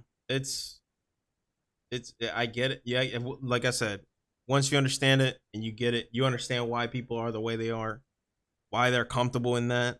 You know, like I said, why wouldn't you want to be friends with people who are going to have your back no matter what? Yeah. So, but now that you know that, now that you understand that, now how are we going to move around that? How are we going to deal with that? How are you going to realize that, you know, this person's only saying this because they want to be part of the group just like me? Bro, have you ever seen fucking football in Europe? Bro, like those dudes are crazy. Oh yeah. Bro. Oh yeah. It's the biggest religion in the world. Bro, it's bigger, Screw bigger Islam, than the church. bro. It is bigger than the church. That thing is ridiculous. Like actually ridiculous. I Yo, was they seeing have clips of them chants like for everything. moving the stadium as they jump. I'm like, bro. And I was getting blasted on Twitter because I was like, you're gonna tell me that's safe? And everybody's like, yeah, it's tested for that. I was like, bro. Like in the UK, like they'll be like, what do we think of Tottenham? Like shit. What do we think of shit? Tottenham. We hate Tottenham. We hate Tottenham. We hate Tottenham. Bro, and they just do that. Yeah, bro. They ride, bro. People They're die crazy. For that. Yeah, bro. Yeah. That's insane. Yeah, they'll stay up for days. Like, yo, it's next level. But that's what I'm saying. But when you're a part of it, it feels good because you know, that shit's wild. You got something bro. in common. You'd be like, yeah, yo, you ain't Tottenham. Yeah. You know, it feels good. And it'd be like some random person you ain't never met. Yeah, I get it. Conflict is uncomfortable, man. Being uncomfortable is uncomfortable. Everyone rather take the easy route like you do. But sometimes you gotta face the music, man. Yeah, dog. But you'll get it. Real shit. Yeah, you still I'm got still a young boy. Well, I wouldn't say that. The reason why I'm asking this, and the reason I look for guidance in other people, you know, people older, sometimes people younger, you'd be surprised. Because I'm looking for the best course of action and the easiest course, so everything's not a pain in my ass. The least pain in my ass. That's why I'm doing it. Well, that's a mature way of going about it. The more opinions you have, the better. But I'm telling you right now, the best thing you can do is just read the rules and then know how to move in between those rules. Once you understand human nature and all that and why people do what they do, and just understand their point of view, kind of like Attack on Titan, like we were saying earlier. When you understand the other side's point of view and realize maybe they're not the villains, because a lot of them will tell you you're a bad guy for being in the middle. They'll tell you that. How far did you get? For what? Attack on Titan. I'm literally I'm just waiting for the next finale episode. All right. So remember back when Gabby was talking to the girl Kaya, she was like, "Oh yeah, like your parents." Like they slaughtered our people. I was touching on racism. And she was like, what my mom do? My mom been here the whole time. Yeah, that was like, literally what did I do? And she was like, yeah, but you did this. She was like, I ain't do jack. Like, what are you talking about? Bro, I literally thought I was watching like a conservative and a Democrat. Like, yeah. Me too. Yeah, I was like, that's literally the argument that like, bro. Let's be real. Like, that's the argument that I see, like, especially on my friends, like a lot of my white friends saying, like, bro, I ain't got nothing to do with that shit. And a lot of people just can't swallow that pill, man. Yeah. And I'm like, bro, this dude, like that, 9 times out of 10, 99% of the time, I don't take anything personal. I don't let it get that deep. So I don't be like, yo, it's because of you that like my dad gave me uppercuts. And you're like, bro, what are you talking about? Like, huh? What are you on about? Like, where is this going? How? This is not related in any way, but because you got like this one little puzzle piece that like might look the same, you just stick them with the rest of the group. Yeah, it's a shame, man. I mean, what can you do? Yeah, I don't know. I think the best thing that we can do is be like how we was once upon a time, man, where everybody was on the same page. Everyone is, and I said this on my first episode of the podcast. It's by installation that people want us to be divided because it's easier to like control or get what you want out of those type of people. When we really are united, man, and whether it be by race, religion, or anything, and we really are united, that's a problem. It's not good. You don't want people thinking for themselves, because then what happens is, like you said, those people that have power don't really have power. Yeah. So you need this. Especially nowadays. The biggest factor is money. Jesus Christ. Yep. If you know how rich people are getting off of just fucking with you, bro, I do it all the time. Literally. So, yo, like literally, your suffering is making people profit. That's why you can't have like free healthcare or like free housing or anything. Like, all right, call me a conspiracy theorist, right? That's fine. But like, or not even, but this is common sense. Like, I like putting myself in their shoes. I'd be like, if I was an evil piece of shit and I wanted a lot of money, and let's say that I could treat cancer really easily, but I wouldn't get that many donations. But if I like constantly like, oh, this is a fundraiser, this is that, but it's uncurable. But there's like treatment, but it ain't like a guarantee. But you gotta fund it. You gotta keep funding it. You gotta keep funding it. It's ridiculous. It's the same with war as well. When there's no war, nobody's making any money. You ever watch that movie War Dogs? It's about gun running. Yeah, that's with isn't that with Jonah Hill? Jonah Hill, yeah. That John, it literally, like, you see that shit and you're like, yo, these motherfuckers are profiting off of the backs of literally just killing and all this other nonsense. Yeah. That shit's wild, bro. Yeah. That's all. It's the root of all evil right there. Money. Yeah, bro. Makes you do some crazy stuff. Can't even do anything about it. No. Literally, it's almost amazing how much you can't do about it. And people are like, oh yeah, but if we're united, bro, it's so easy to piss people off. I gotta hats off to the government. They know how to stir the pot so quick. It's so fast. They're so good at it, bro. The main one now is the race card. They throw that joint down and then make everybody fight. That's Exodia right there, bro. You can't beat that. No. You win instantly. Yes, bro. And this is evident even in humor. Like with my white friends in school. I'd be like, yo, did you just say the N-word?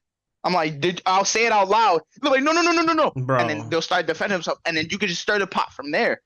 That shit is easy. Yeah. That shit is easy as fuck. Yeah, and I'm 100% obviously, like, come on. That is not even being a conspiracy theory. The government does that shit all the time. Yeah. Well, yeah. I mean, it comes. They literally leak the documents like all the time about the stuff that they've done, and we just like, bro, yo, we're just so like, much has happened. Like, it was during like 2020 or 2021. They literally released documents from the Pentagon, and they were like, yeah, there's UFOs, and we don't know what they are. And we're just cool. Nobody cared, bro. They literally was like, yeah, there's some weird shit out here. We don't know what's going on. And everybody's like, huh, okay. Yeah, here's a confirmed video by a Navy ship. And that's on our records. We've been holding on to it, but... Yo, say that again. Bro, literally, the Navy ship, I think it's like 2003, 2006. They're tracking this fucking UFO, bro. The Pentagon put it out there. That's how they know they got everybody in their hand. They was like, yo, I bet you. They was in the evil conference room with the big ass table, and they was like, all right, hot take right now. I bet you, like, Dave, I bet you $5 trillion, bro. I bet you the state of Connecticut. I'll put this file out right now. And nobody will give a shit. Yeah. And they're like, no, you can't do that. They put out the file. Boom, right there. Nobody gives a shit, bro. I'd feel like I'm on top of the world. I'm like, yo, these motherfuckers are stupid. Bro. Yeah. And we've shown it time and time again. So I don't know. I think we're just a slave to convenience. So you can't get too comfortable, guys. You can't. You have to never ask questions. You have to just not believe what you read. But you can't even do that. You ask questions before. I mean, back in like the 60s and shit, they just kill you. They probably still do it nowadays, but they do it like even more discreet, even with social media. Or they'd be like, "Oh, this dude's a Nazi." Yeah, you don't have to. Yeah, exactly. You don't even have to kill someone, because to me, taking someone's way of living is like killing them. So you can just cancel 100%. Someone, get rid of their job, get rid of their sponsors, and boom, now they don't have no job. You ever watch Avatar: The Last Airbender? Yeah. Remember when Aang took Ozai's fucking took his bending away. He didn't even kill him. He found a worse way. He took his bending away. That's all you need. And that was it. And there you go. You can kill someone that way. So I don't know. I mean, I'm glad you're having these conversations, and thank you for putting that out there, because for some people, I'm just trying to help the folks out here as much as I can. And I'm sure they'll love to have you back to talk about it some more. And yeah, I'm sure it is. We running this podcast. It's a little long. All homo. You know what I'm saying? No, you good, bro. You good. I think it's good, because I'm gonna tell you right now, you're not the only person who's been asking about it. It's been a lot of people that's been struggling with it. So yeah, I'm glad you spoke about the subject, and you shouldn't be afraid to. I think we all should talk more, obviously with tact and respect, and knowing that, you know, at the end of the day, we're all human beings that bleed red. I'm just as messed up. Shoot, I could probably tell people the things about me that'll cancel myself at this point, and I'll probably get into it. You and me both. Yeah. So, but that's another time. That's another time. Yeah. We're humans at the end of the day. So, thank you for coming, man. Don't even trip. Well, we'll see. You know, whatever escapades you need. Yeah, okay. Is there any way and you can get the people to talk to you or reach you, or do you want to just catch you in the streams, catch you in the pod? Me. In the comments? You'll see me when y'all see me. Yeah, y'all see me. Y'all see me. I'll be Silver Vendetta. You'll see me. All right, bet. So if you guys want to talk to him, if you got any questions for him, if you want to ask anything, by all means, leave it in the comments. I wouldn't expect this to get too many views. I'm still new to this, but it's all good. You know what I mean? With time. But there are people who are looking forward to this conversation. So I hope those of you that stuck around all the way to the end of this bomb of an episode. Yeah, stop eating. They had to get snacks every hour. Yeah. I'm like, yo, where you going? I'm still talking. Thank you for watching, and yeah, man, that's it. I don't know if you got anything else besides that, but I appreciate you coming, man. Seriously, it was awesome. Yeah. No problem, man. Thanks for having me. Of course, guys. I'll see you today. If you watch this episode, it'll probably be dropped early in the morning. I'm gonna be streaming Resident Evil 4, continuing the playthrough. That's what I've been doing, and that's where I'm at. So appreciate that, man. God above everything else. And again, Yoan, thanks for being here, man. I will not an issue. I'll see y'all later. Love you. Mwah, mwah. Great kindness. Yeah.